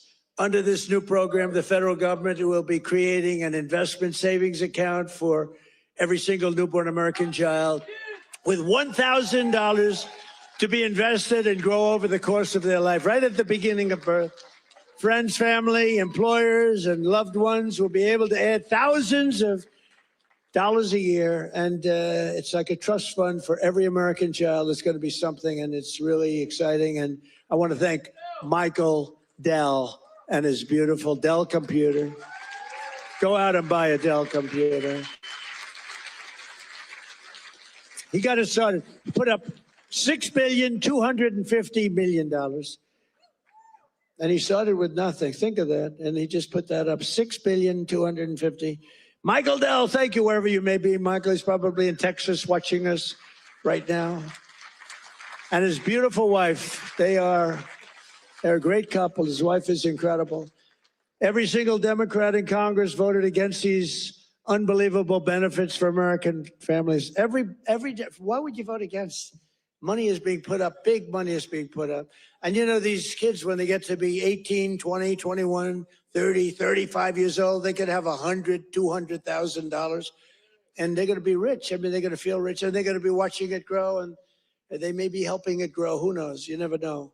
But it's going to teach them. It's going to be a great thing. This was Michael and some other people's ideas. They wanted to do this, and they spoke with their wallet, too. They put up a tremendous amount of money. So I just want to thank Michael Dell, his wife and family, and everybody else that was with us the other day. It was a big day, and it's a big event. But we're joined today by some of your representatives who voted to put more money in your pockets. And these are great people. And I introduced David. I'm going to ask him to stand up again, because David McCormick is a really great man in the truest sense. He won a race. You know, he really did well the first time too, but some bad things happened, right? And very few people are willing to do that again. And to be honest, if he would have lost, I know his wife, she's a beautiful woman, extremely into the social scene, but respected by everybody. She would have left. You said, why don't I say how good the Trump accounts are? Trump accounts? What do you mean Trump accounts are? As you talk about bad everything else he does, give the fucking guy some credit. What accounts? What are you talking about? The accounts for the kids? Him if he lost. Is that what we're talking about? The accounts for the kids? And I told him Dina would have left him. She's that way. Hey, we can't help it. That's the way she is. So I said, David, you're taking a big risk if you run again, because if you lose twice, your wife is leaving you. And he wasn't worried. Stand up. David McCormick. Yeah. He was so great. He followed me every single time I spoke. He was there and he got up and he'd speak. And I'll tell you, we had big crowds, David, and the audience listened to you. In fact, they liked him more than they liked me in some cases. I was thinking about, let's keep him off the stage. But they really loved you. And you've been a great senator. And you have a great wife. Thank you very much. Thank you. And a congressman who's been a warrior. What are the savings account for? What are they for exactly? For people to get a health insurance, to be like $1,000 I bond, $1,000 I bond for health insurance. What is it for? Because if it's insurance, it's trash. If it's $1,000 I bond, what? And a couple of guys that have just been unbelievable. But Rob Bresnahan, would you stand up, Rob? What a job you're doing, huh? Young, handsome, central casting. So that's $1,000 for retirement, right? Okay, so there's a lot of variables to that. So what does that mean? That's a lot of variables. I don't die, stock market don't crash, all kinds of different variables. And what if I forget all about it when I get 65? Y'all use my money all of these years. You use all my money. You use that $1,000 for what you want to use it for. And I may or may not make enough money to retire off of. There's many different variables for that. Great job. Thank you very much, Rob. Great job. And another one. These are warriors, these two guys. But the three of them. And then you have the senator, but the three of them. Ryan McKenzie. Ryan, thank you. Now, why would you put money into an account for a human being? Why would you start an account? I thought it was supposed to be a retirement thing. It's not a retirement thing. What is it? $1,000 a month? What is it? They can withdraw their account at a. What would be the point in that? I don't understand. What would be the point in that at 18? Their parents are the ones that's taking care of them up until the age of 18. I don't understand what you mean. It would make more sense if you put $1,000 into a retirement account, and then we wouldn't have to worry about the money to pay for their retirement. We could do things to make the money. I don't get it. You get it at $1,000 and then you blow it at $1,000. You blow it. Whatever. And it's hard for me to explain how hard they work, but they were working so hard getting that big, beautiful bill. I call it the great, big, beautiful bill passed. You know, that was supposed to be in 17 bills. What would be the point? I don't understand what you give me you put $1,000 into an account when I'm 1 year old, and then I get to pull it out at 18, and then I get to blow it at 18. It would make more sense to keep it in there until I reach the age of 50 or reach the age of 60. Then it would be money in there. Then I wouldn't have to pay for your retirement. Then I wouldn't have to worry about Social Security. That's what I'm saying. What's the point in you give me $1,000? Keep it. Give everybody $1,000 when they're born, and when they turn 65, when they turn 60, then they get the money back, however much that is. Why would I need to get it at 18? And I actually said it because I'm not that experienced. I haven't been doing it that long. Turned it into $1 million while it's still in the. Oh. Believe it or not, I haven't been doing this. I had one man, he was a congressman, and we had a big meeting, and he was telling us all how to do something. And I said, I disagree with that. He said, sir, I've had 22 races, and I've won 20 of them. I know what I'm doing. And I said, sir, I've had 3 races, and I've won all 3 of them. And mine was for president. And he said, all right, you got me on that. Why do I need the government to have given me $1,000 from the beginning? Why would they need to give me $1,000? What's the point in giving me money and I get to withdraw it in 18?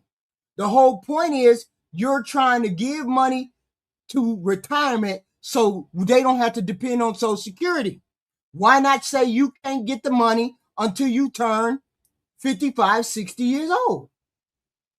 Why would you give somebody the money at 18 and then they broke all their life because they done spent it at 18?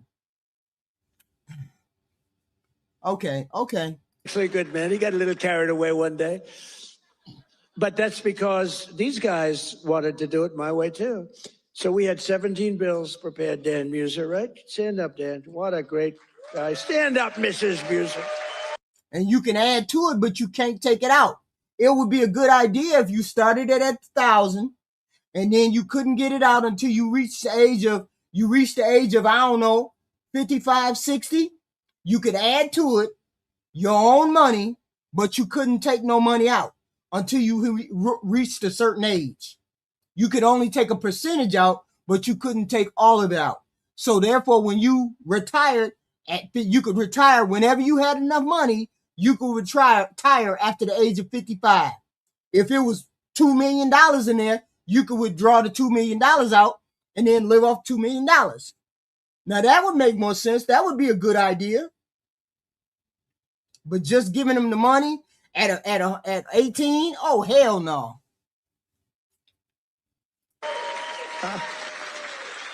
Dan is he's a very powerful congressman, but he's a great person, great man. Yeah, but what if you never became smart enough to go to college and you had to work your ass off, but you could never save enough money? So therefore that $1,000 belongs, the $1,000 stays in there, and then you could add to it, but you couldn't take it out. But when you hit 55, if it was enough money to get out, you could give out. Or I don't know. I'm just making shit up as I go. I just heard about it. Damn. All three of these guys, they're warriors, and your senators, very few people that I've ever met that would take that risk. It was a risk. You know, it takes guts to run for public office, right? It takes guts. A lot of guys talk, including me. I talked about this for a long time before I did it. It takes courage to run for any public office. That's right. Because, you can be very embarrassed. You can ruin your life. Look at me. I got impeached. I got indicted. I was never going to be impeached, indicted. I get indicted like 87 times with these. See, they should have indicted me once. They would have had a better chance. With all of the I used to get up. It was very important. I'd get up and say. That way you could stave off Social Security. You could sort of fix Social Security in the meantime. The people that are people that are under the age of 5, you give all of them $1,000. All of them $1,000. All the rest of us, we could figure some shit out. I don't know. It sounds like a good idea, but only if it was a certain way it was done. Here we go again, ladies and gentlemen. I got indicted again. Yeah, that part 16 tones, that part right there. And nobody believed the whole thing. And then I'd explain it, and it turned out to be a hoax. It was a total hoax. They're very, very bad, very, very bad people. But Dan Muser has been a great congressman. He was thinking about running for governor. I think you would have won if you ran. But, in a selfish way, I like you in Washington even better. So I want to thank you very much. Great job. Thank you. That's even more important. Thank you. Thank you very much. And thanks as well to Secretary of the Treasury, Scott Bessent, and Secretary of Energy, Chris Wright. You guys have been great. Thank you. I introduced them, but I want to introduce because they. Oh, y'all make sure y'all hit the like, share, and subscribe button. Like, share, and subscribe. Oh, you wrong as hell, D. Spencer. You wrong as hell. Y'all hit the like, share, and subscribe, please, and thank you. Like, share, and subscribe. I had to look into that $1,000 when you get born. When you're born, $1,000. If you give everybody $1,000 and don't let them touch it until a specific amount of money, They've been so good. Amazing factor that fueled inflation under Biden was the invasion of 25 million people, think of this, 25 million people came into our country totally unchecked and unvetted, mostly across our southern border. 10 months ago, we inherited the worst border in the history of the world, and now we have the strongest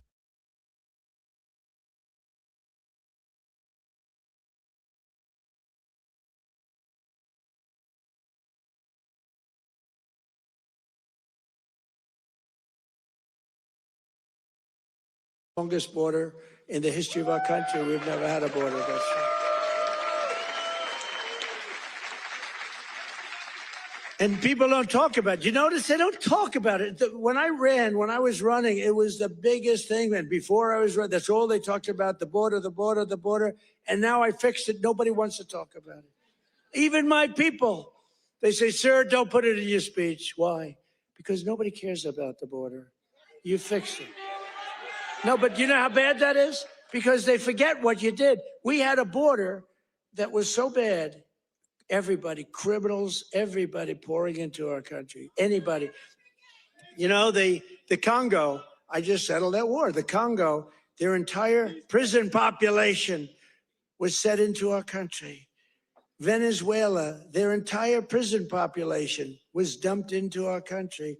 And now we have the tightest border we've ever had. We have one of the strongest borders anywhere in the world. I would say there's one country that has probably a stronger border. You know what that is? You know what that is? North Korea.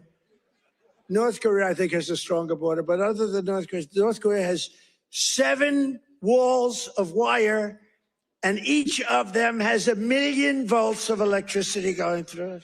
So if you get over one, you're dead for the next one. If you get over one, you're in very bad shape. If you get over 2, you've set a record. So I don't know, Scott, I think we give North Korea the safest border. Don't you agree? You know, but ours is pretty safe. And I want to thank Pete Hegseth and the military for helping us.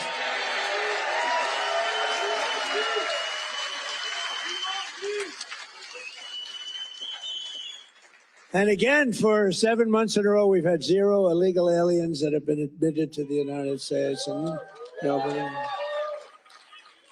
You remember when Biden said, I need legislation to do that? And I said, no, all you need is a new president.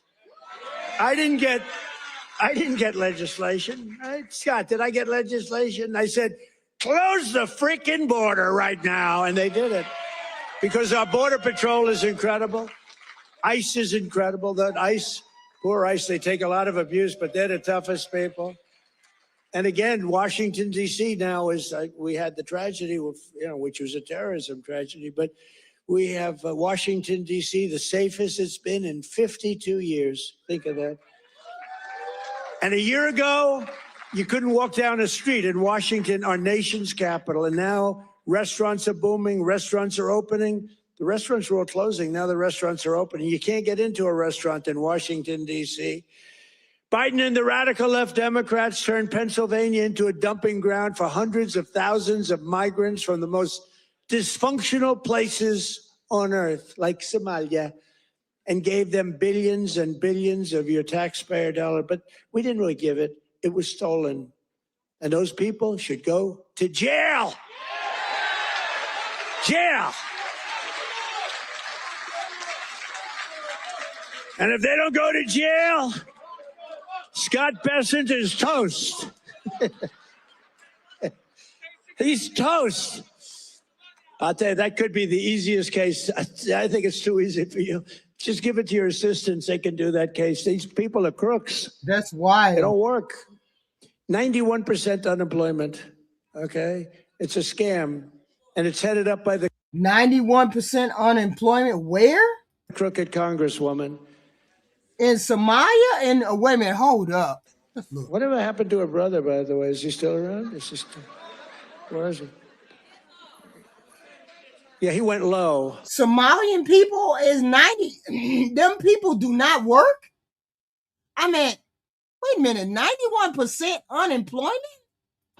He went low. He's not happy. I appreciate it. Would you look into him too, Scott? Would you find out the brother, please? I appreciate you Jesus. She said, how dare you say that about me? It's discrimination. Gifted Let me tell 10 you, HQ black React memberships. people Thank love you, Trump. sir. I got the biggest vote.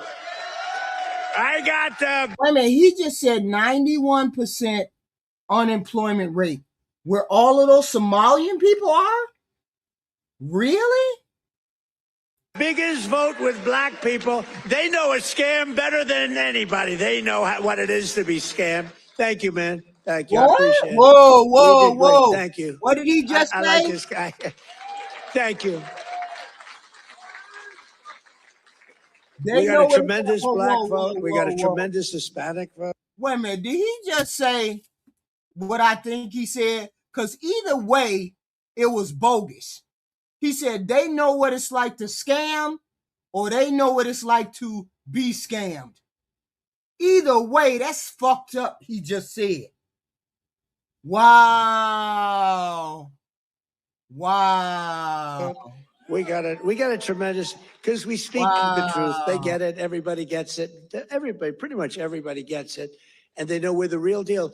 Our country's become so strong in such a 10 months. Think of it. It's not even a year. Crazy. It's like, if we keep going like this, I don't know if we can do that.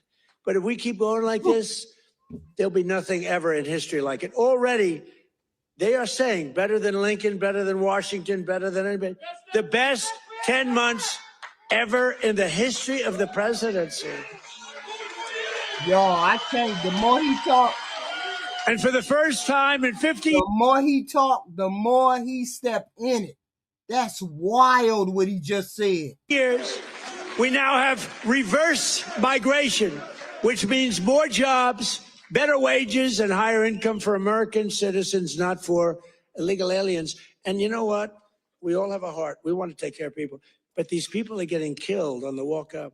They're dying. They're dying. They have to go through jungles. We don't realize this. They are going through areas that are not, it's not possible to get through some of the areas. They're going through jungles down in the Central America, South America, some of these areas with snakes, with crocodiles and alligators. This is They're crazy. getting just eaten alive, and they're getting beat up by some of the bad people. Women are being raped. Remember when I started, I said, we're going to stop the raping of women in those caravans. A name conceived of by me, because it's a caravan, thousands of people, 10, 15, 20,000 people coming up. The women in those caravans are being raped in unprecedented numbers by other people in the caravans. By them not coming, they're not even. He ain't goddamn goofy, G-Dog. He ain't crazy. He fucked up, but he ain't crazy. That's why he tried to clean it up. Trying to come now because they know they can't get through. We're doing a tremendous service because they're not being killed and they're not being raped and they're staying back in their country where they've been.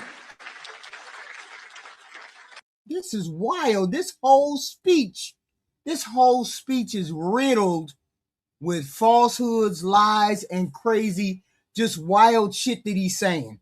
Stay away from the Somali people. Just stay away from talking about the Somali people. That's all you need to do. And they've been taken care of. I've also announced a permanent pause on third world migration, including from hellholes like Afghanistan, Haiti, Somalia, and many other countries. Yeah, just keep on alienating all them people. All them people you need to vote for you, because the white group is not that big of a group that's voting for you. So keep on alienating all those people, all of those people that you keep calling names and putting them in your mouth. Keep alienating all of them people. It's not enough MAGA to get you elected. You already done alienated the Latin, the black, the Somalian. Just keep on talking like you talk.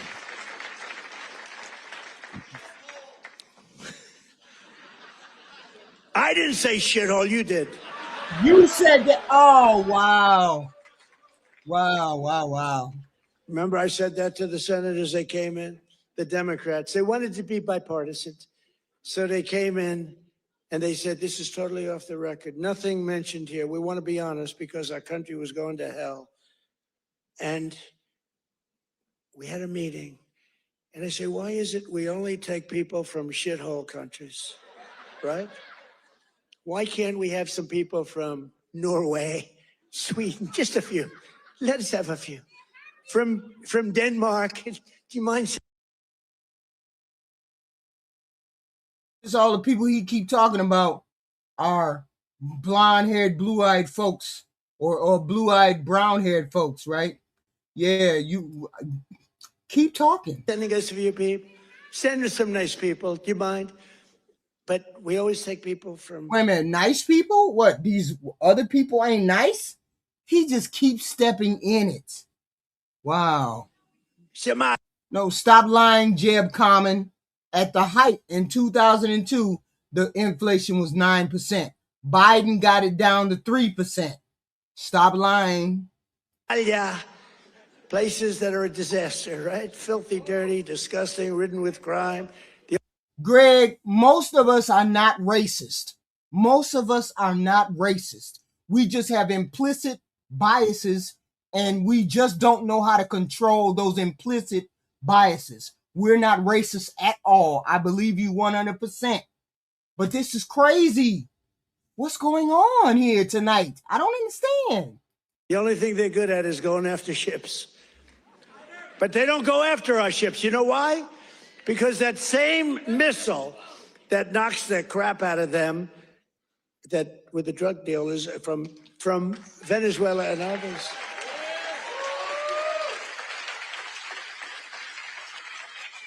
That same missile, think of it, from hundreds of miles away, we have the greatest military, we have the greatest equipment, we make the greatest equipment in the world. I bought more equipment. We rebuilt the military in the first term. Then Stupid Joe gave a lot of it to Afghanistan, but it was still. I mean, a little bit, it's a little, yes, there are people that are a little bit racist. We get that. And so other people have implicit biases. They just have thoughts about the other race, and they may be a little bigoted or misogynistic, but most of us do not act on it, and most of us can control it. I'm just saying, most of us are not like that. Most of us are not. It was a lot, but relatively little. But we're still adding to it a lot. But he old, though. He 90 years old, honey.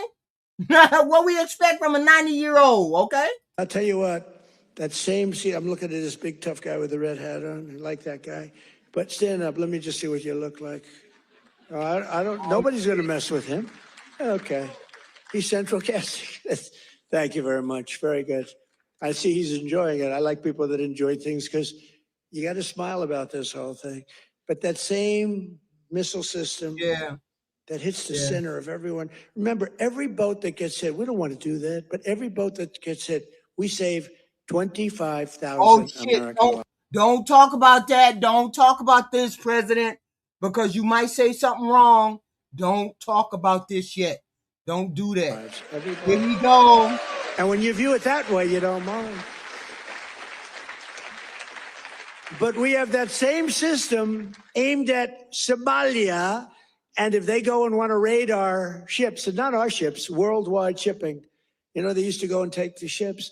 When one or two of them get hit, they say, we'll pass. So we've cut down drugs, 94% coming in from sea.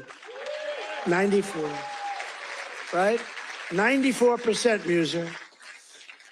94%, Muser. That's pretty good. We're trying to figure out who the hell are the other 6%. They're finding it very hard to get people to navigate those waters. The problem is nobody wants to go fishing anymore either. They don't want to. I'm saying this is a hotbed topic. He shouldn't be talking about this at all. Just leave the subject alone and just leave the subject alone. You know what I'm saying? Just They don't want to get in boats. They don't want anything to do with boats. I think we've destroyed the boat market. Other than that, it's been very effective. We've that's not cut it down 96%. Think of that. And now we're going to do land. But that's not because the land is much easier, and it's even more prevalent. If you don't share our values, contribute to our economy, and assimilate into our society, then we don't want you in our country. We don't want you.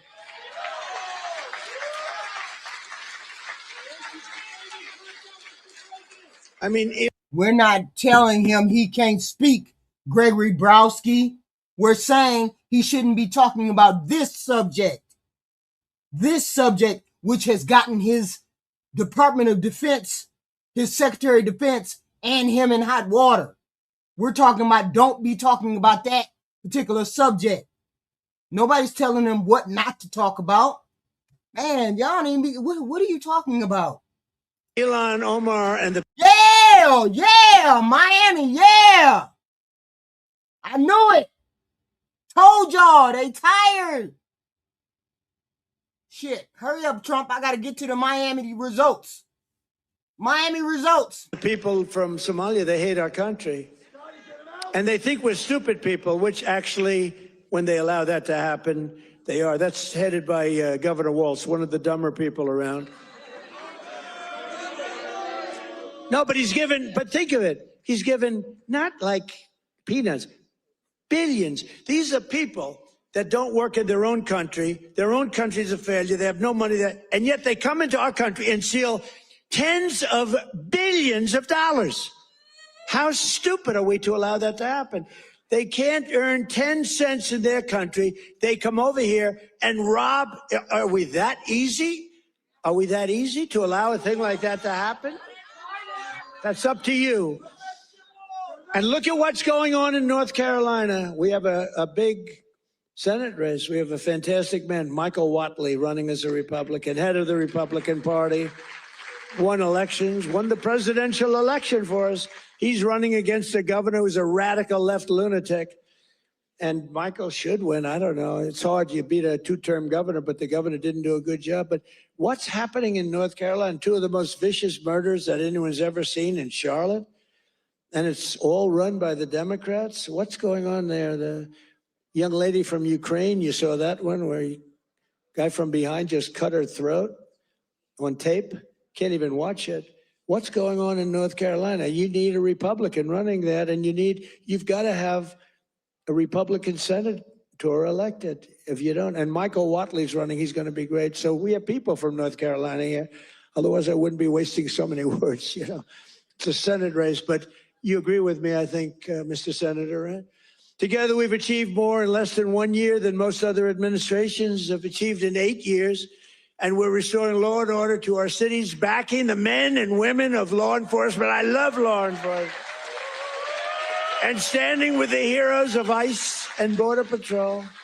We've ended political correctness in our military. We've renamed the Department of Defense into the Department of War. I said to Pete, you know, Pete's a tough cookie, and I said to Pete, I used to do interviews with him, and all he wanted to talk about was the military. I said, this guy's great, smart guy, great education, great everything.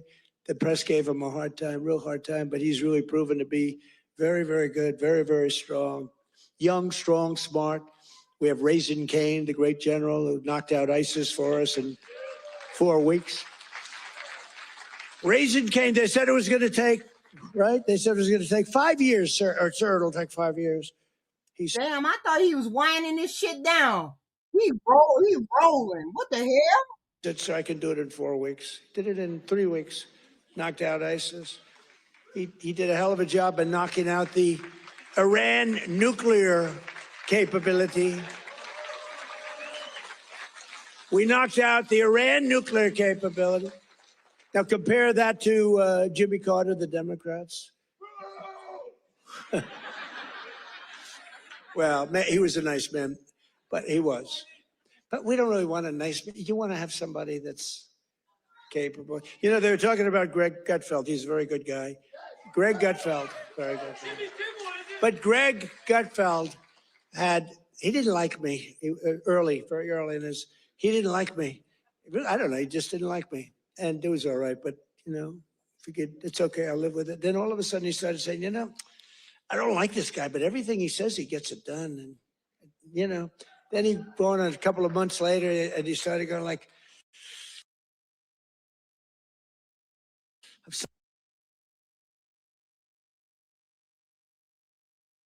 starting to like that guy, but every damn thing he says, he gets it done. And it's all really good, common sense, tough stuff. I've never seen anything like it. Everything he says, he gets done.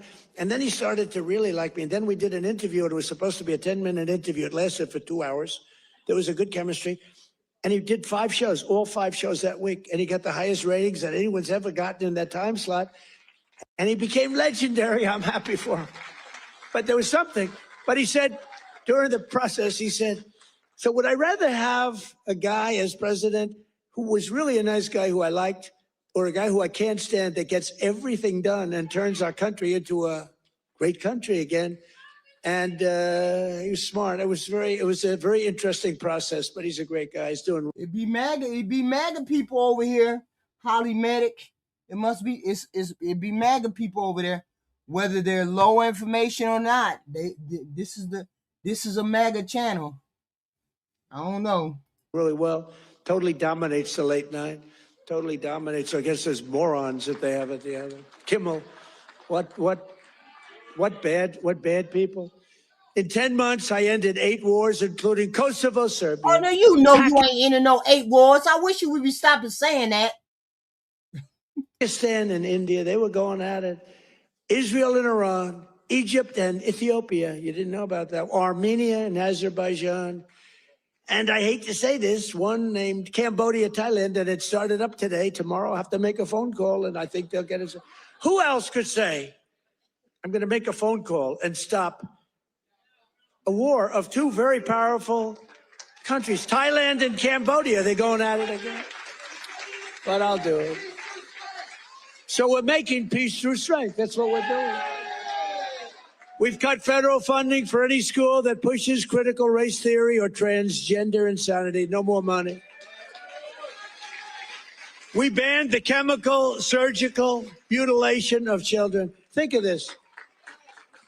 Can you imagine if you were up here 15 years ago? We have banned the chemical mutilation of children. They'd say, this guy's crazy. We actually had to ban it. But think, can you imagine that? Or I have stopped men from playing in women's sports. They'd say, this guy's crazy. Men don't play in women's sports. Stop men. Well, that's another thing. We stopped men from playing in women's sports, and we're restoring the name of a great president, William McKinley, to Mount McKinley in beautiful Alaska. And I renamed the Gulf of Mexico into the Gulf of America.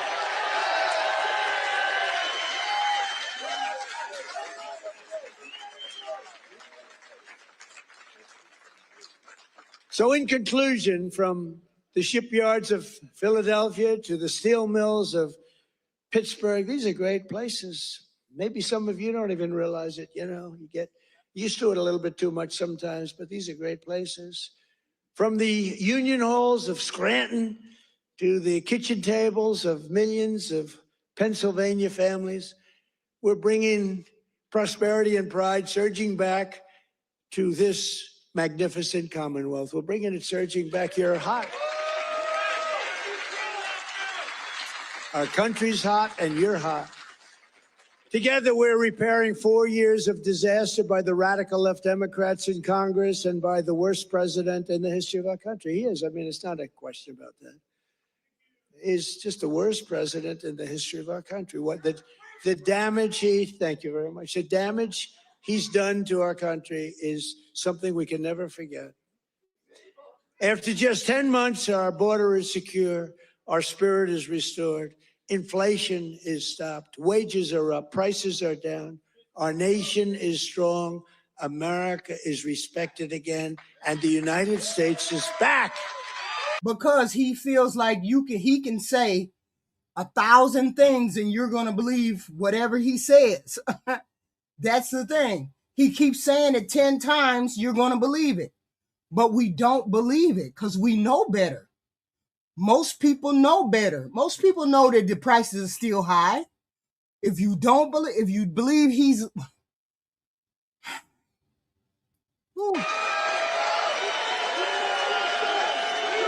I don't need to debunk anything.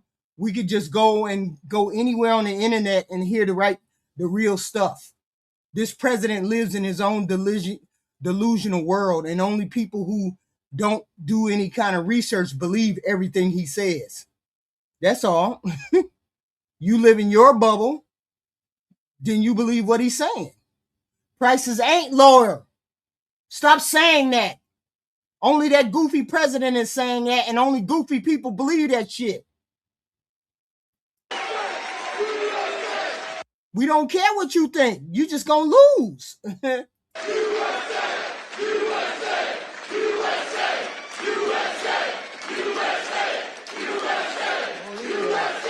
All these people, right? All these all of my friends right up here. Every single, thank you very much. Yeah, okay. Thank you. That's crazy. We know what the polls say. Don't listen to them. We know what the polls say, y'all. They live in a delusional world. If they don't understand the ratings on his ratings, on his poll numbers, we can't help it if they just dumb in that way. We can't help. Only 2 Republicans, Goofy. And Republicans aren't the only people that got to vote for him. Thank you. Appreciate it. He looks like The Rock. You look like The Rock. Stand up. Let me see what you look like. Yeah, look at that. The 87% to Republicans. Rock would be. Not everybody else. To everybody else, he has a 35% rating. 35%. Are you crazy? That's wild. Only among Republicans. Only. Down from a 93%. He's 87 down from a 93%. Come on now. Very happy with that look. Every single day of this administration, we will keep on working for the hardworking American citizens, people that love our country. We will fight, fight, fight, and we will win, win, win. And with your help, we will make America powerful again. Jeff, you crazy. We will make America wealthy again. We will make America healthy again. We will make America strong again. We will make America proud again. We will make America safe again. And we will make America great again. Thank you, Pennsylvania. Thank you. All right. I got to go back. I got to go over to the. Wait a minute. Y'all do know there was some elections today, right? I know plenty about history, Holly Medic. I don't know how old you are, but I know plenty of history. If you ain't as old as me, I know more than you about elections. Stop it. Hold on. Let's see. Hold on. Let's see. Is that it? Let's see. We love you, Pennsylvania. Merry Christmas. Oh, I can't play that music. I can't do that. Hold on. Let's see. This is why I gotta get here because somebody said a Democrat won something in Florida. What was it? In the history of Miami, a Democrat won something? This was election night, y'all. Y'all do know that, right? What's going on? Considering this was a 61 39 district before. Considering this was a 61 39 district before.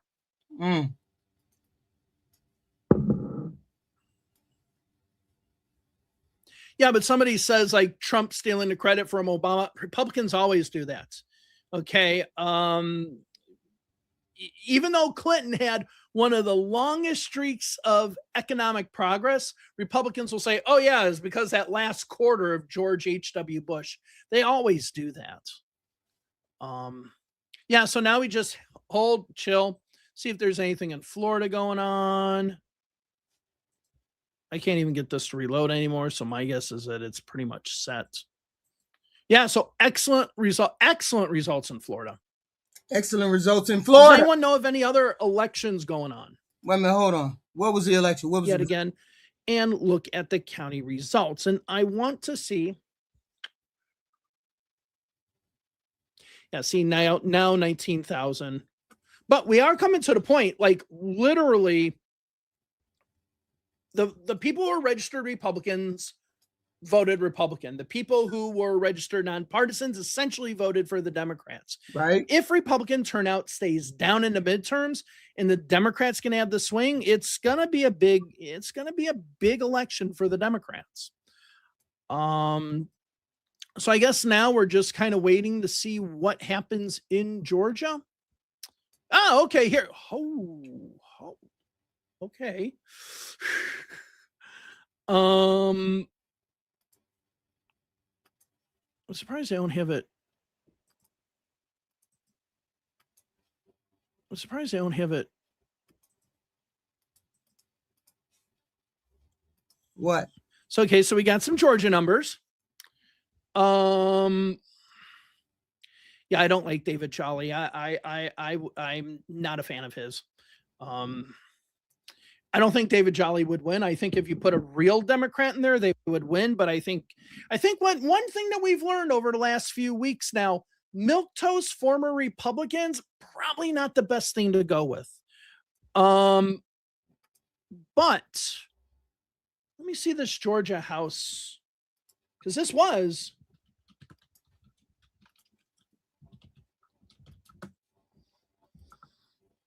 Okay, last election.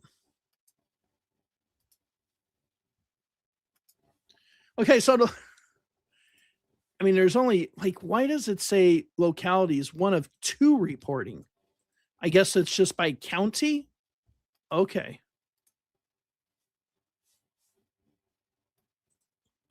So yeah, it's just by county. Mm. All right, and this is in Athens. I'm surprised. Yeah, this is on the outskirts of Athens. It makes sense that it's going to be very Democratic. Okay, this makes sense. So it's up here towards Athens. It's up here towards Athens. Why you keep repeating that shit? We'll wait for this. The Republican in this district, Republicans will say, "Oh yeah, it's because that last quarter of George H.W. Bush from Illinois, is bullshit." Oh, I think Alaska. If there are two states that I'm looking. If there are two states or a few states that I'm looking at to kind of maybe change, Alaska is the one we've been watching for 20 years to change. Right, it hasn't yet, but I feel it can. I do feel, and this is the reason why I want to watch the Iowa result. I do think Iowa is going to have a swing back. I mean, the first congressional district in Iowa was very close. In the third, okay, what we got? Let's see. I in a normal, like, sane world, I would say, oh, it doesn't matter who we have because look at the Republican candidate. But we can't say that anymore. And don't forget to review. What y'all got? Let's see. Special election for a special election was a high turnout election. Okay, because it wasn't a typical midterm, it wasn't a typical general election, presidential year. That was a high turnout, and yet she had the swing. So that's another thing that's making it look good for the Democrats right now. It doesn't matter if it's low turnout or high turnouts. The Democrats, all the boats are rising. The tide, no matter what it is all the boats are rising. All the boats are rising because they don't want what Donald Trump is selling. That's why all the boats are rising. Democrats are winning. What are we waiting on? Watched the last Super Bowl. I haven't watched like a football game in like 10. I'm gonna eventually do videos, a travel video of super chat. Nap, thank you very much for the super chat up there. You say call it. Maybe they called it. Yes.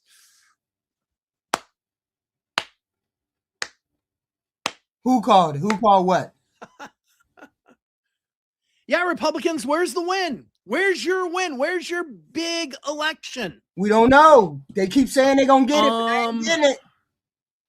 And okay. Now, I always say look at the Afton Bain thing because it does show the swing with a midterm election turnout. These don't have midterm election turnouts. So the question is if that vote total were higher, if our total votes were around 32,000, well, no, that was the presidential race 24. How many people turned out in 22? 26,000. So you're a little under half. Okay. And that was a 60-40. That was a 60. Well, it is. Well, the Democrat is going to win in 2028. You just need to get used to that. You just need to get used to that. 60-40 as well. Wow. This is a great way to end the year, isn't it? Yes. Now the next thing is we have to see what happens in the Texas special election, and that I think it's Senate District 9. That's one that I've really been interested in seeing. Let's see. But this is just huge. This is huge. I guess running with the name Mac Dutch Guest the Fourth doesn't help. So Democrats kicked ass in Florida? Where did Democrats kick ass at tonight? Oh, yeah, the Public Service Commission. See, this is another thing, too. This is just playing off the backs of those Public Service Commission races that were just insanely. You can say it as many times as you like, Jeb. It's not true. You can say it as many times as you like. Every time a Democrat gets in the office, we gain more jobs and the economy gets better. It just is a fact. You just need to go back and look at history. I can't help it if that's the truth. It is what it is. This economy, the United States economy, thrives under a Democratic president. It just does. Better than the Republican president. We created 77 million jobs compared to 29 million under the Republicans. No, it is true. Just look at history. That's all you got to do. You ain't got to believe me. That's all you got to do is go through history. That's all you got to do is go through the books and see who did what. I ain't got to lie about that. Ain't nobody got to lie about that. Everybody can do research. Google is everybody's friend. Democratic statewide. This is huge. This is huge. Something is huge. What's huge? What is happening in Iowa? We'll wait for the first numbers to come in Iowa, and then we'll probably call it the night. Maybe. I'm kind of surprised how many. I was figuring I would probably be talking to about 80 people today because it's just. But the problem with how Trump got elected was through affordability. Goofy. Because of affordability, goofy. They didn't like the way the prices were rising, the way the food was high, the way the gas was high. That's why they elected Trump, because they thought Biden wasn't doing anything for the pricing, just like they think Trump ain't doing nothing for the pricing. Same thing. The same problem that Biden had, Trump has. That's why we know it's going to be another Democrat after Trump. Because you got the same pissed offness that you do under Trump that they had under Biden. Except Trump did all of this self-wound, all this self-fulfilling prophecy and wounds on his own. He did all this shit to himself. Miami election. And that's all I put on the thumbnail. But here we are. Got over 600 at one point. So thank you all very much for joining. Greatly appreciate it. Yeah, Taylor Ramett. That's it. Taylor Ramett. Yeah, District 9. Right. Yeah, District 9. Right. I like him. Like he's kind of if I want to mold someone to make as a candidate that runs in a general election in Texas. Like, he seems to be that guy. Hopefully he doesn't have an SS tattoo on his chest, but he seems to be that guy. Yeah. Because what is he talking about? Because you're in the 9th district, that maybe you could tell me. One of his big issues in Tarrant County is our toll roads, and affordability. Right. Texas has when I was in Austin, so I was in Austin earlier this year. And I was going down to, as we stated, go look at history. Democrats, this economy thrived under Democrats compared to Republicans. It's just history. It just is what it is. We can't make it. Democrats made 77 million jobs, and Republicans only made 29 million. It is what it is. They have always thrived under Democratic rule. This president, Obama had to clean up Bush's mess. Trump inherited a good economy, then he fucked it up. Then President Biden had to clean up his mess. And now Trump just fucked up Biden's economic plan of getting us out of the hole. Now Trump just knocked us back in the hole. It is what it is. And Trump is hiding the job numbers. So with his job numbers alone, we probably lost over 200,000. With his loss of jobs alone. Yeah, okay. You don't know history. All I can say is go look it up. I'm not gonna argue about some dumb shit that is already recorded, and that's all you got to go is look it up. So all you got to do is go look up the numbers, and you'll find out. I ain't got to tell you nothing. I told you, 77 million jobs created under a Democrat, 29 million created under a Republican. It have always thrived. This country has always thrived under a Democratic rule.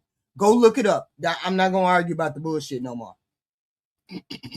Where Lyndon Johnson was, I went to the Lyndon Johnson. Biden cleaned up what Trump fucked up.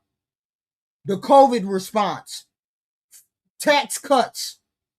After people told him not to do the tax cuts, he did them anyway and fucked up the economy. And then he did it again this time and fucked up the economy. God damn. Y'all don't see how the economy got fucked up because he did tariffs and he did tax cuts? Wow. Presidential Library. I went down to Alice, Texas. So if anyone knows anything about Box 13, I actually went to the Box 13 no longer exists, I don't think. But I actually went to the place where Box 13 was supposedly counted and everything. I'm gonna eventually do videos, a travel video of presidential museums. Maybe no, you don't have a clue. But been on this planet longer than you. Yeah, the toll roads are insane there.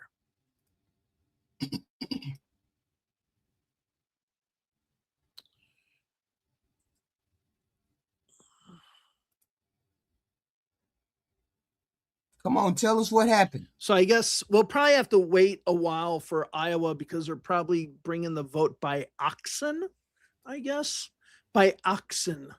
I'm sorry, Fred. I've had a job for at least 15 years. Same job.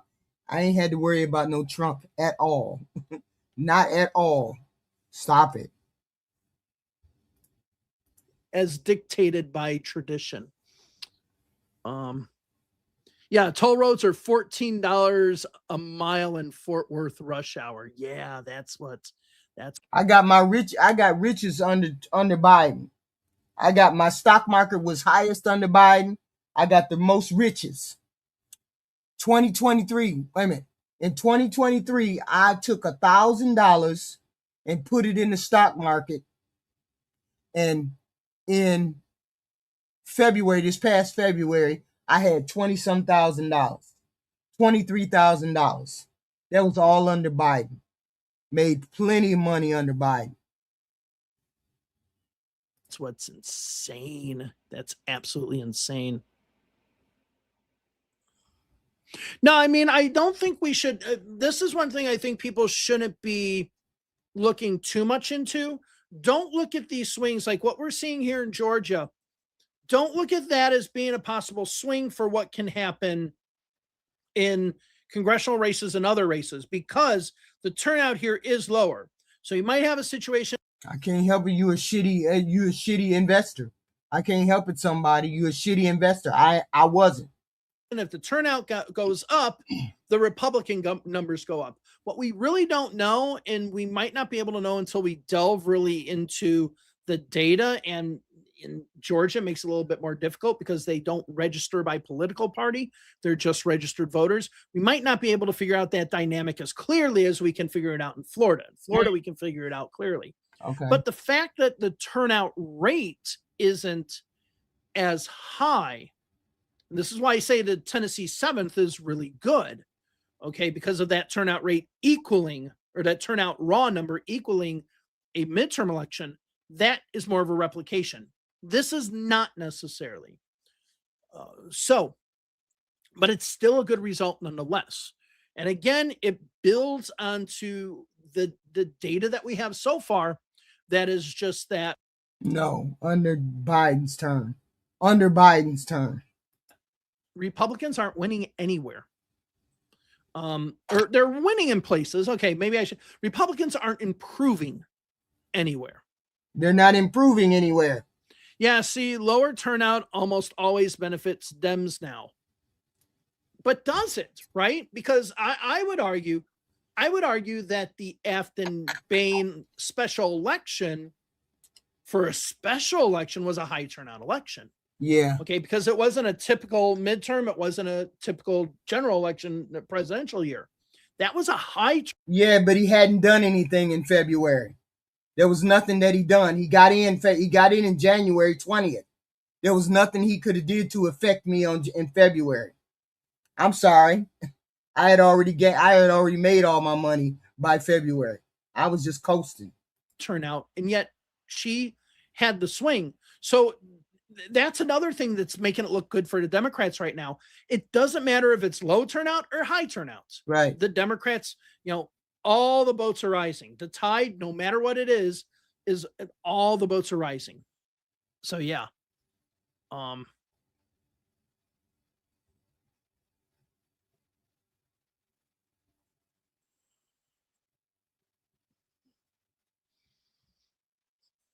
So yeah, under Biden, I did all of that too. Under Biden, I bought this.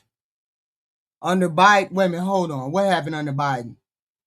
I bought a house under Biden, a big house under Biden. I renovated that house, bought it for $200, sold it for $350. Then I bought another house, bought that for $200. In the middle of renovating that, sold a car, paid off a car. I was rolling under Biden. I'm a Bears fan, but I haven't watched a football game. I think I watched the last Super Bowl. I haven't watched a football game in 10, 15 years. I couldn't even tell you. Quarterbacks, Caleb Williams. That's all I know. Okay. Last time I really watched football, I think Rex Grossman was the quarterback. Was it Jay Cutler? One of the two for the Bears. I don't remember. Yeah, gas prices went down I want to say about 4 years ago. I want to say in his second year, gas prices started to go down, because I remember I was living in a big house, renovating that house, and I said I wanted to move to a smaller house because it took me too far to drive where I needed to drive. So I sold that house. So yeah, it was about the second year in Biden that the gas prices went down. I don't watch sports anymore. Except for baseball, if the Blue Jays are in the World Series, which that game was so disappointing.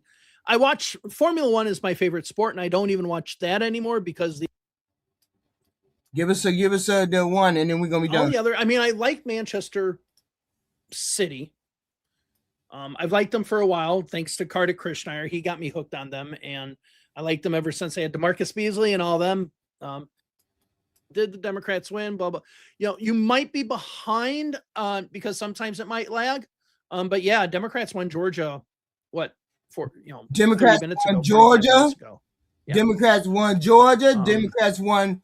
I have no interest in going to Spain or Portugal or Italy. Iowa. I'll go there to visit, but I have no interest to live there.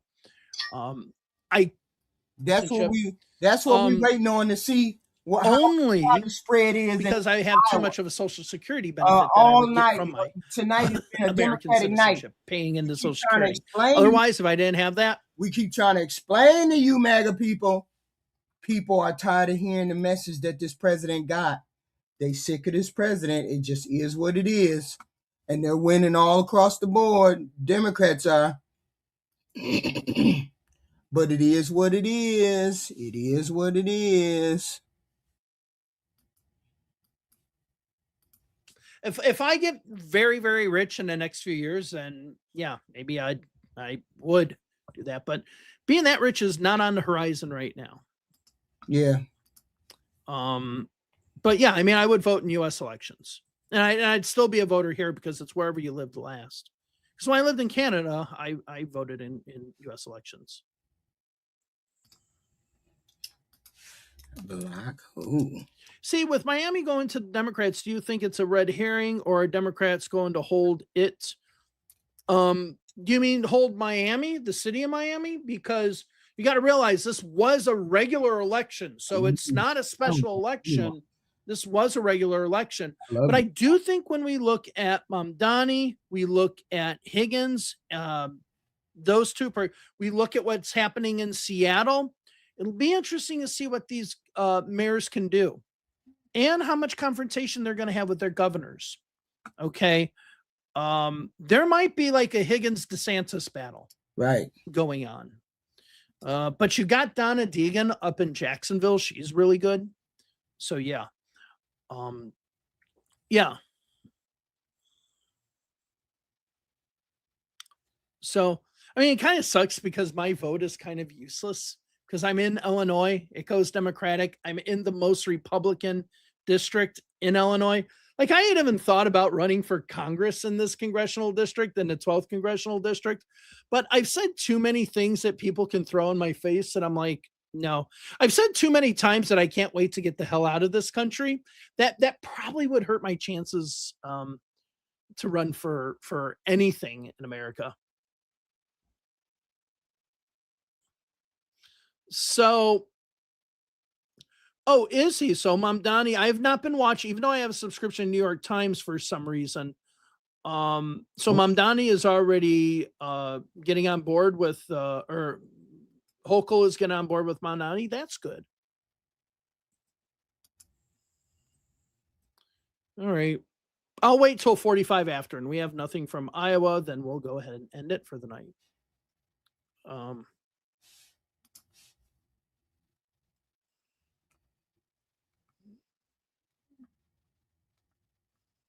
Oh, so he's waiting for, okay, I see what he's waiting for. He's waiting for, okay. Iowa, we waiting for Iowa. Okay, what do I think about that, Jen? It has nothing to do with her, that cat, whatever. It has nothing to do with her age. Okay. Nothing to do at all with her age. She's kind of freaky to me. Okay. Like, I'm like, okay, I agree with you and all that, but you seem a little unhinged. Okay. I'm not impressed by her. I'm not impressed by her at all. She originally ran against Jan Schakowsky. I guess Schakowsky then decided to drop out, and I've seen her videos and I agree with her, but it's like, you know, little, I mean, I like, I have room to talk because I get animated too, but I'm just like, little, you're running for, I'm not running for office. You're running for office. Calm down. I'm not a huge fan of hers. There are like tons of people in that race.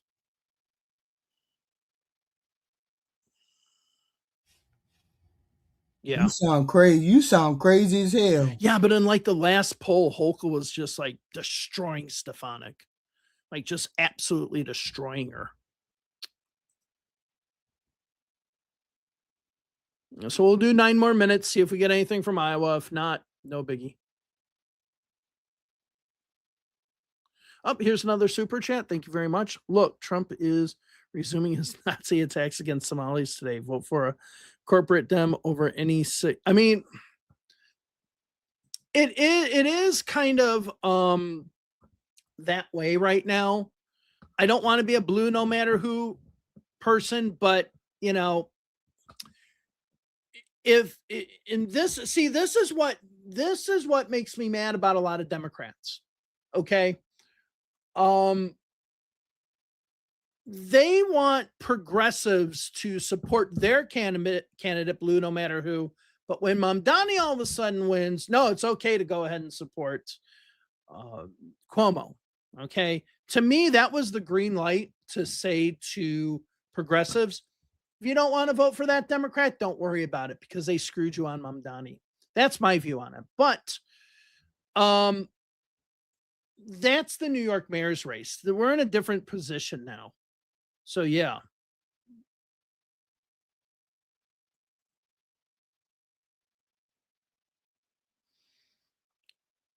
Do I think that it's like okay, so someone asked about like, do I think that it's, where is it? Jasmine Crockett, it's kind of like the equivalent of Christine O'Donnell in Delaware.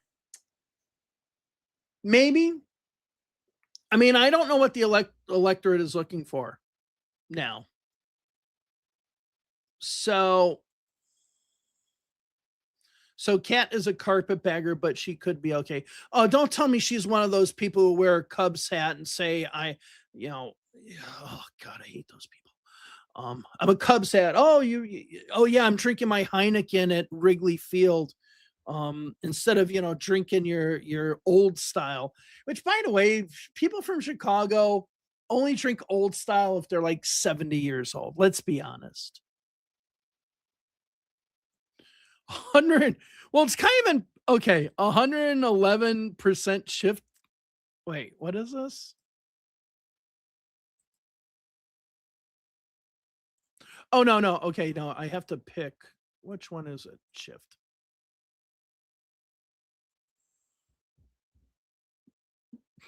%111% shift. Okay. So obviously there's like, my guess by that number, they're like 3 voters in that precinct or something.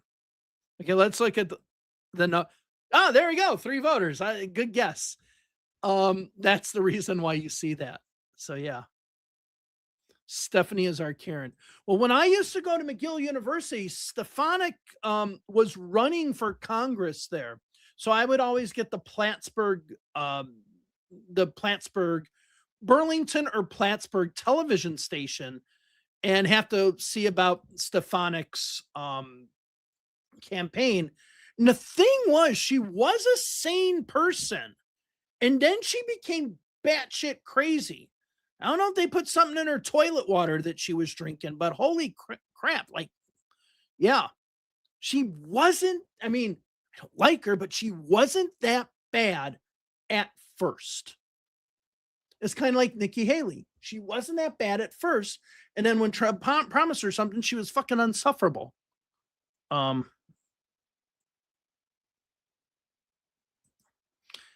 I don't know anything about that Fuentes guy. I don't know. I've seen him on stuff every now and then. I actually had to ask somebody like 3 months ago, who is this guy? I don't know who they are. So yeah. Yeah, see, in upstate New York used to be one of those places that were Democratic.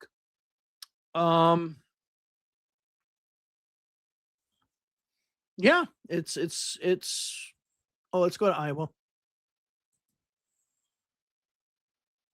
Nope, nothing. Oxen still on their way. Are we in Iowa? We are in Iowa, but Iowa is not in Iowa right now. Who replaces Dick Durbin? I mean, who knows? Like I said, Krishnamurthy, I'm not a supporter of because he is not for Medicare for all. That's a deal breaker. But I mean, if he becomes a nominee, do I vote for him in the general? Absolutely. Because I have no problem with him. I think he's from Schaumburg. Like my old grounds when I was like 6.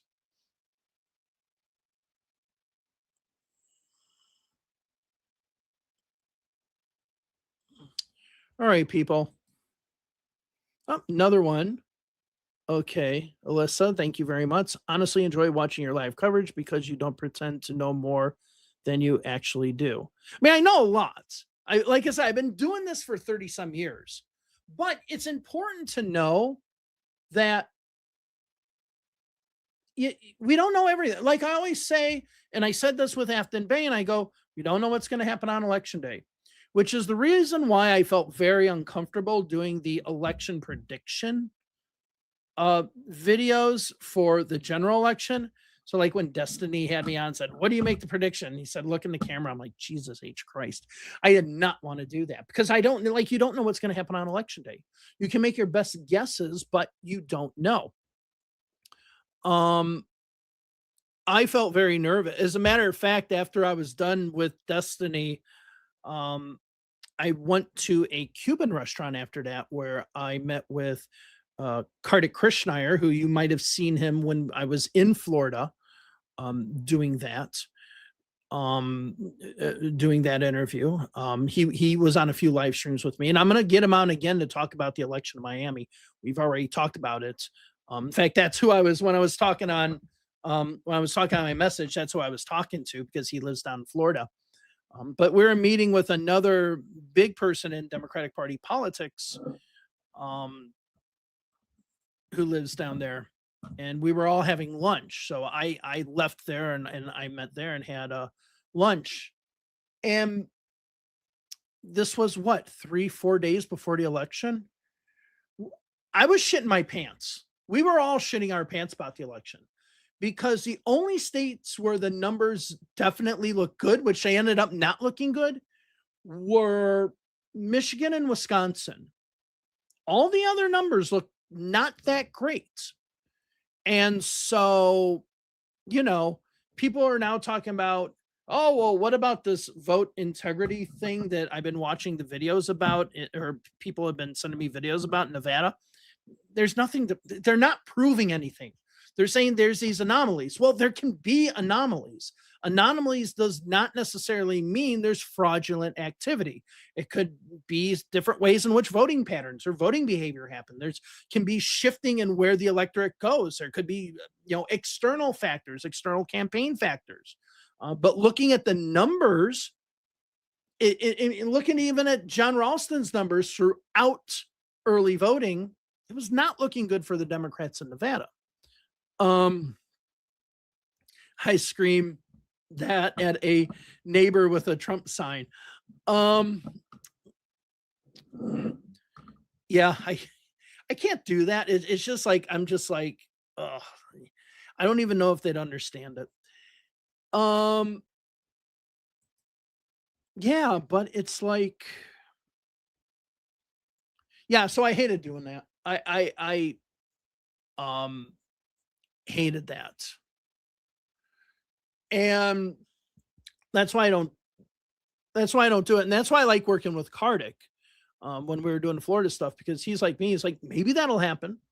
Right. So a lot of people are like, oh, this is going to definitely see. This is one of the problems that we have when it comes to the political numbers crunching community. Now, I know other YouTubers that you're talking about. I don't think they do political numbers. I think they look at results and just like that Harry Enton guy. It's like, here's a screen with numbers and I'm going to point at these screens and just repeat the numbers. Okay. That's not a numbers person. Some of the other people I've seen on here who do good work, they're not numbers people.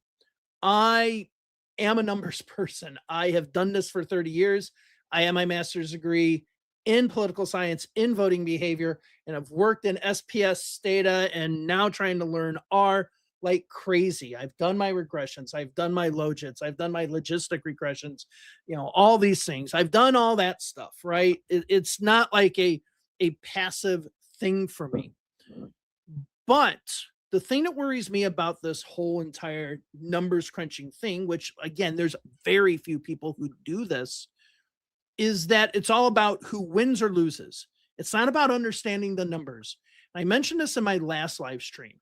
If somebody said, let's say the last election, if I said that Kamala Harris was going to win by 1 electoral vote, but then somebody says that Donald Trump is going to win, over 500 electoral votes, what's happening in the political numbers world nowadays is people look at that being the correct response because they picked the person who is going to win instead of the people who had the closest results and the closest models. Okay. And that's the problem I have with where things are going Okay. And it does get really bad. So people say, oh, because it's not based off of, these numbers shouldn't be based off belief. I have a fuzzy feeling inside me that this is going to happen. And like I said, even tonight, if you haven't seen the beginning of this video, I made the disclaimer. I said, I haven't run the numbers on Miami. I'm just having a gut feeling on this. So just take that for what it is. But that's important. To me, that's important. Okay. So the Oxens must be dead in Iowa. We're not getting a damn thing from Iowa. No, SPSS is an IBM statistical program. Stata, I'd love to get Stata, but it just costs too much money. He don't have time to be on T. He's not into the gossip shit. He's a geeky numbers person. He don't be on the internet like I don't be on the internet. I only know because when I come on here, he might be in my feed. That's the only way I would know. And he's just strictly a numbers person.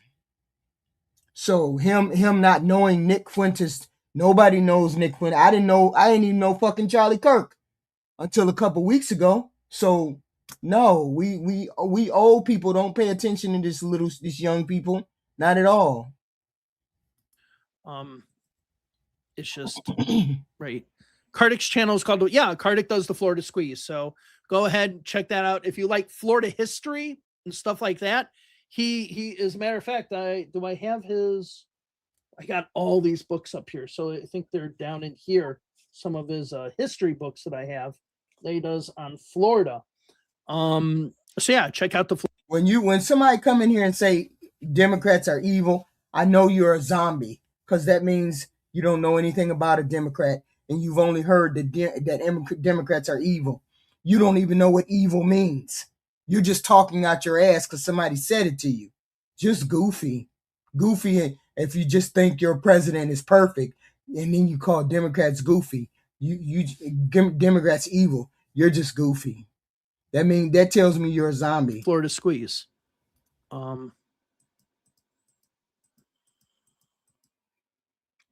No, see, I don't think Let's Talk Elections. I've seen some of his stuff. To me, he doesn't do numbers. There's a difference between doing numbers and reading numbers, I guess I should say. I don't see anybody on at all actually using some statistical inference to figure out what might be happening somewhere on their own. So what they'll do is they'll look at certain aspects of it and say, oh, this does this and this does that. Just basically reading what we can all see there. I like his channel. I just don't think he does numbers. I think very few people do numbers. Back when I was doing now granted, I'm not doing as much as I did before, but actually I was. So when we were looking at the models this time for both New Jersey and Virginia, I was showing you the linear regression of the geographical accuracy of the model. I don't see anything like that on Let's Talk Elections, right? I don't see any models made with accuracy. That don't surprise me. That don't surprise me none. Because they don't have any accountability. Nobody's holding them accountable. They don't care what they do, because they don't care what they do to the people. They walk around with masks on. They are cruel as possible. They punch women. They hit women. They do anything to women. That's how I know they don't care what they're doing to women. The Republicans don't care what and when or how. That is the party that needs to get out of office, because they don't care about the regular, ordinary, individual people. They just care about getting what they want. They don't care how they get it. Beat them up, slap them, throw them in there, rape them, grape them, do all that. We don't care. All because they did the shitty ass crime of walking across the border. That's fucked up. That's why I was doing the stream earlier about them being Christian and I know they liars when they say they Christian. That's how I know they liars when they say they Christian. That's wild. None of them Republicans are Christian. Not at all. Not with this shit that's happening like this. Abusing and beating people. And all because they crossed the border. You crossed the street into my yard and I'm supposed to kick your ass and grape you and do all those other things and nobody's supposed to say nothing. That's how I know. That's how I know. Yeah, I ain't Christian. Not at all. Just cosplaying. That's why I have no respect for you Christians. You know, trying to show relationship between things. I just don't see it, which is fine for people. Certain people are going to have certain things. I'm just a little bit more picky when it comes to that, because again, I've done this for years, and you know, having election numbers are, you know, having them right is very important. You don't even make no sense, trucker. You see how they just walk up on here and say dumb shit? Just walked in the chat and said some dumb shit. Walked in the chat and crashed the fuck out. Don't know what the fuck they talking about. Just dumb, trucker. Just dumb. Important, I think. Nothing's happening in Iowa. I know. I think we're gonna have to call it for the night because, so, yeah. I mean, nothing.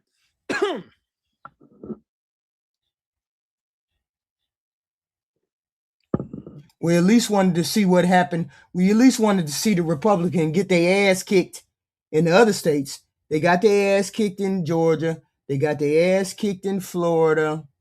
What else did they get their ass kicked at tonight? We don't know. I can't. I don't know what races were tonight. Wait a minute. I gotta look at what races were tonight and how many Democrats won X, Y, and Z that they weren't supposed to win. They won because of the shitty ass president's policies. Let's just see. I don't know. We had to find out. But this is the guy who knew. Oh, Jared, thank you very much. So I was a math major in college and an accountant now. Your election coverage is the first that actually made sense to me. I'd rather have your coverage over predictions. Thank you.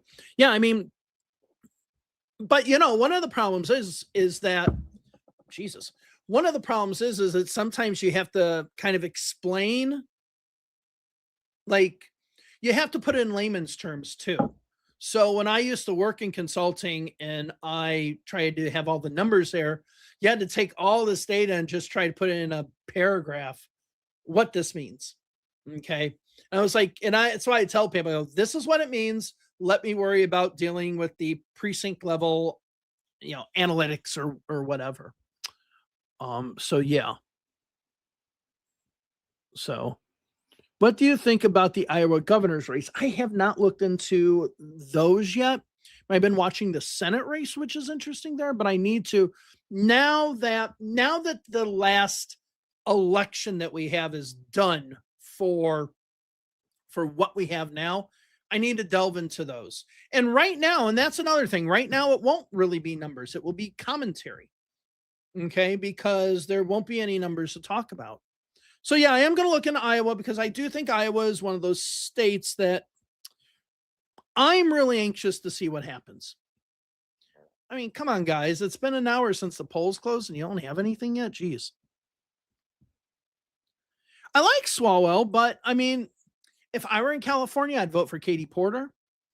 I mean, she is from the Midwest, right? She does have that attitude. I love it. I'd vote for Katie Porter. I want them to get their ass handed to them solidly. None of these squeaky clean shit. Squeaky clean. We knew Afton Bain wasn't going to win in Tennessee because Tennessee was a 20-point. It was a 20-point. The last person who won in that race was 20 points ahead. She broke it down to 8 points, which means it's going in the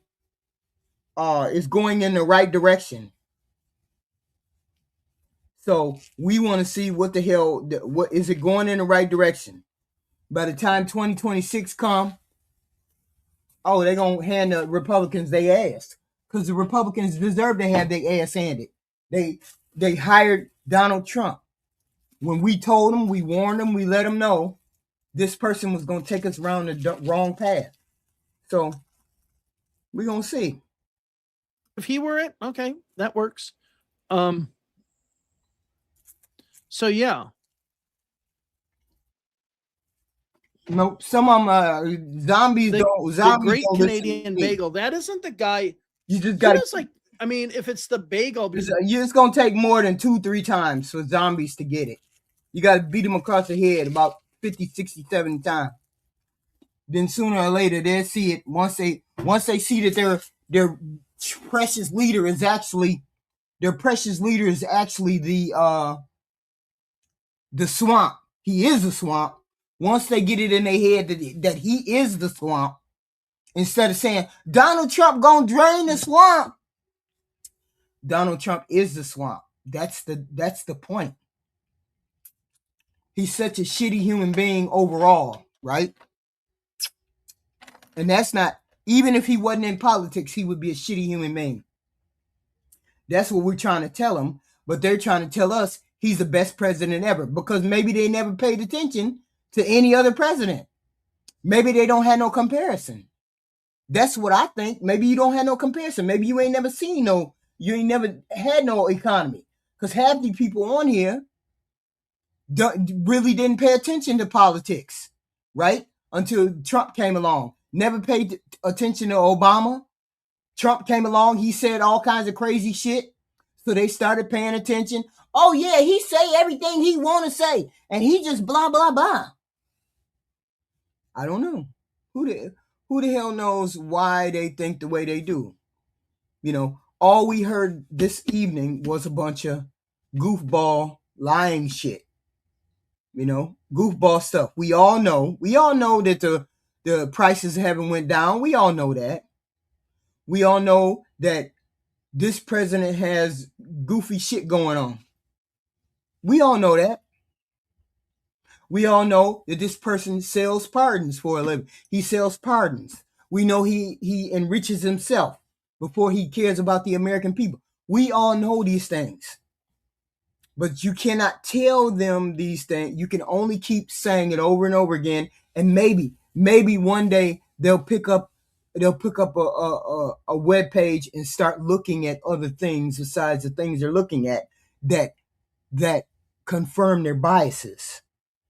Because that's the only way that you could be stuck in that bubble, is every time somebody say Trump is good, Trump is good, Trump is good, they listen to that person and say, yeah, it can't just be me. He's got to be a good guy. It can't just be me that thinks he's a good guy. And it reaffirms what they think. It just does. And you got to just, you can't turn them around. They got to turn their own selves around. I mean, it's the zombie factor. It just is the zombie factor. Because there's no thinking involved. You just hold your arms out, open your mouth, your eyes glaze over, and that's it. It's a zombie thing. That's all. I'm just gonna keep beating them over the head. This is my contribution. This is the contribution that I feel like I have to do. Okay. And I get it. But do people actually know each other? Do Republicans, because when they come in and they say Republicans, no, they say Democrats are demons. Do you actually know any Democrats? I don't understand. What the hell is going on? You associate with Democrats every day, and all of those Democrats are demons? All of those Democrats are goofy, delusional, all of them? I mean, all of them? And you don't have no criticism for Donald Trump at all? I mean, at all? You don't have no pushback for this Republican president? None? I mean, wow. So they got the zombie factor. It is what it is. People got the zombie factor. I wonder what happened in Iowa. I saw something like the bagel, and it's a guy. Okay, so there was no Democrat. Okay, I'm gonna do 22. What? General. Right. Official canvas. I'm going to look at the 22 general election because in the 24 general election, there was not a candidate for a Democratic candidate. So I want to see if there was a Democratic candidate Or what? in no, he was unopposed. I've never heard one person criticize President Trump. Not one not one Republican. Not one Republican. No criticism whatsoever. I say Donald Trump sells pardons, and then they got to come back and say something wild that don't even make no sense. But Biden did it. Biden never sold no pardons. It was never obvious that Biden sold pardons. It's obvious that this president sells pardons. This president likes to accept gifts when he's not supposed to accept gifts. I haven't seen any gifts that Biden has taken. Not one. Okay? I haven't heard Biden get on TV and call anybody names. Terrorist, Antifa, low IQ, yada yada. I ain't seen Biden get on TV and say nothing like that. I ain't seen Biden get on TV and say nothing like that. But yet, we are used to presidents who have an air of decorum, who have a little bit, who have decorum about themselves, and this president doesn't. This president does not, and they expect us to respect this president when he does stuff like that.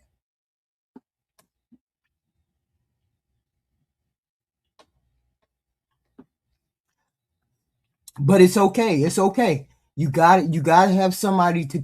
You gotta have something to care for. You gotta have something to lean on. Instead of looking at that person and saying to yourself, we can do better. President-wise, we can do better. 1,000 people says to this group, this president's tariffs are going to take us down a hole that we won't be able to get out of. And they look at me and say, you black monkey. Instead of taking a look at their president, they'd rather come in here and call me a name than to look at what I said when it came to this president. Okay? So, no, speaking to them, just bitching won't do any good. So, I have content every day. I just put the truth out there every day, the truth as I know it. And I can't do anything more than that. Right? Well, you say 34 felonies, and they say, where? What 34 felony? He ain't got no 34 felony. That's a hoax. It's a hoax. You can't argue. You can't put no truth into nobody's head who thinks felonies are hoaxes. You can't do nothing with that. See, we got Goofy in the chat right now talking about Trump 2028. Even though that flies in the face of the Constitution, the part of the Constitution that don't never change, it flies in the face of the Constitution that never changes, Goofy. It will never change. Yet you got people in the chat saying that. So, I don't understand. All right, so there is some 34, look at this right here. 34 felonies by Democratic judges. All 34 felonies, all them judges was biased. Every last one of them judges hated Trump's ass. Every last one of them had no legitimate charges at all. It was 34 charges, and none of the charges were legitimate. Do y'all believe that? Not one charge was legitimate. Do you believe that? See, that don't even make no sense because I can't argue with that. We can't argue with that. You think 34, when they said, hey, Mr. President, you got 10 felonies. You kept saying, no, you ain't got no felony, sir. You ain't got no felony. Sir, you got 11 felonies. Hey, MAGA, do you believe you got 11 felonies? No, that's the Democratic hoax. Hey, sir, you got 12 felonies. MAGA, you believe you got 12 felonies? No, sir, no, it's a Democratic hoax. 34 damn felonies, and you come up here and say that's Democratic hoax, or those are Democratic biased judges. Don't start that mess. So I'm not trying to change none of that weirdo. I'm not trying to change none of that. But the one thing we can and will agree on is that we will believe in the facts. And what the president says was lying tonight. We ain't gonna be disputing whether gas prices are up or down. I live in this world too. He acts like he lives in it. He acts like he can make all of us be zombies, and we all don't know when he's telling the truth or not, because we're all zombies. That's not how that works. That's not how that works. Okay, we're all not zombies, so we all don't believe everything he says. Okay, so when he says prices are up, prices are down, and I go to the grocery store and I see that prices are not down, I know you're lying. I know you're lying. So therefore, when I hear you say, oh, prices are down, everything is down, then I know you're lying. You can't gaslight me. You can't gaslight most of us, because most of us see the gas prices. Most of us see the bread and food prices. You can't gaslight us. No, we ain't talking about Joe. We talking about your shitty ass president. Shut your ass up, Finn Reacts, if you can't keep to the conversation. Don't jump on nothing else but your president. Don't talk about nothing else with your president. Prices ain't down. See what I'm saying? I've said it in the chat and I'm not going to say it again. The president has nothing to do with the gas prices. Why do people got to keep saying that? Why do people got to keep saying that? What do you think the president does? He calls up APAC. He calls up them rich billionaires over there overseas. And he tells the rich billionaires to lower their prices. Is that what you think he does? Because it doesn't happen. President has nothing to do with gas prices. Please don't spout that garbage. Everything that comes out of his mouth. I'm not saying everything that comes out of his mouth is a lie. I'm just saying 95% of the things that come out of his mouth is a lie. That's all I'm saying. There was just let's see, do we have any updates here? Yeah, so the Republican incumbent who won ran against a independent last time, and in 2022 ran unopposed. So Webster County, the Republican in Webster County, when he ran last time, but again, remember, this is against an independent, won 80% of the votes. So a Democrat winning 62% of the votes, it's pretty impressive.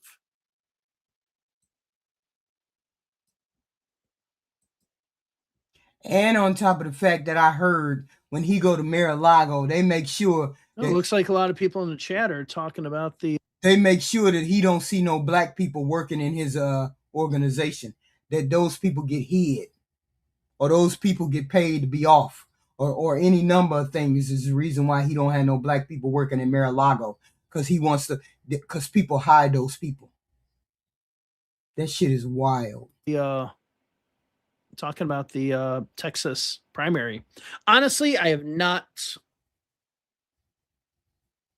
really followed it. There you go with Joe Biden yet again. There you go with Joe Biden. He can never stick to the man. Stick to the man we're talking about, your president. Stick to who we're talking about. That's it. We ain't talking about nobody else. Just stick to your president. Okay? Just stick to the president. The president has done things that have not helped the country, on top of the fact that he has not done anything for people between the salary of $30,000 and $150,000. He has done nothing to help these people. It'd be a different story if he was a shitty human being and he was actually helping us. But he's not helping us, not at all. But it is what it is. You all, please hopefully everybody hit the like, share, and subscribe. I always forget to ask people to hit the like button. I always thought people knew to hit the like button. Hit the subscribe button, because we have content like this every evening. We have wild content one way or the other. We definitely going to have some more content tomorrow. You never know what's going to come up. There's always something new that comes up. I didn't even know we was having these rallies tonight. I didn't even know they was having this election tonight. Please hit the like, share, and subscribe. We will definitely be back tomorrow. I appreciate all of you who showed up. I appreciate everybody who showed up. Please hit the like, share, and subscribe. I will see you all tomorrow, maybe around 3.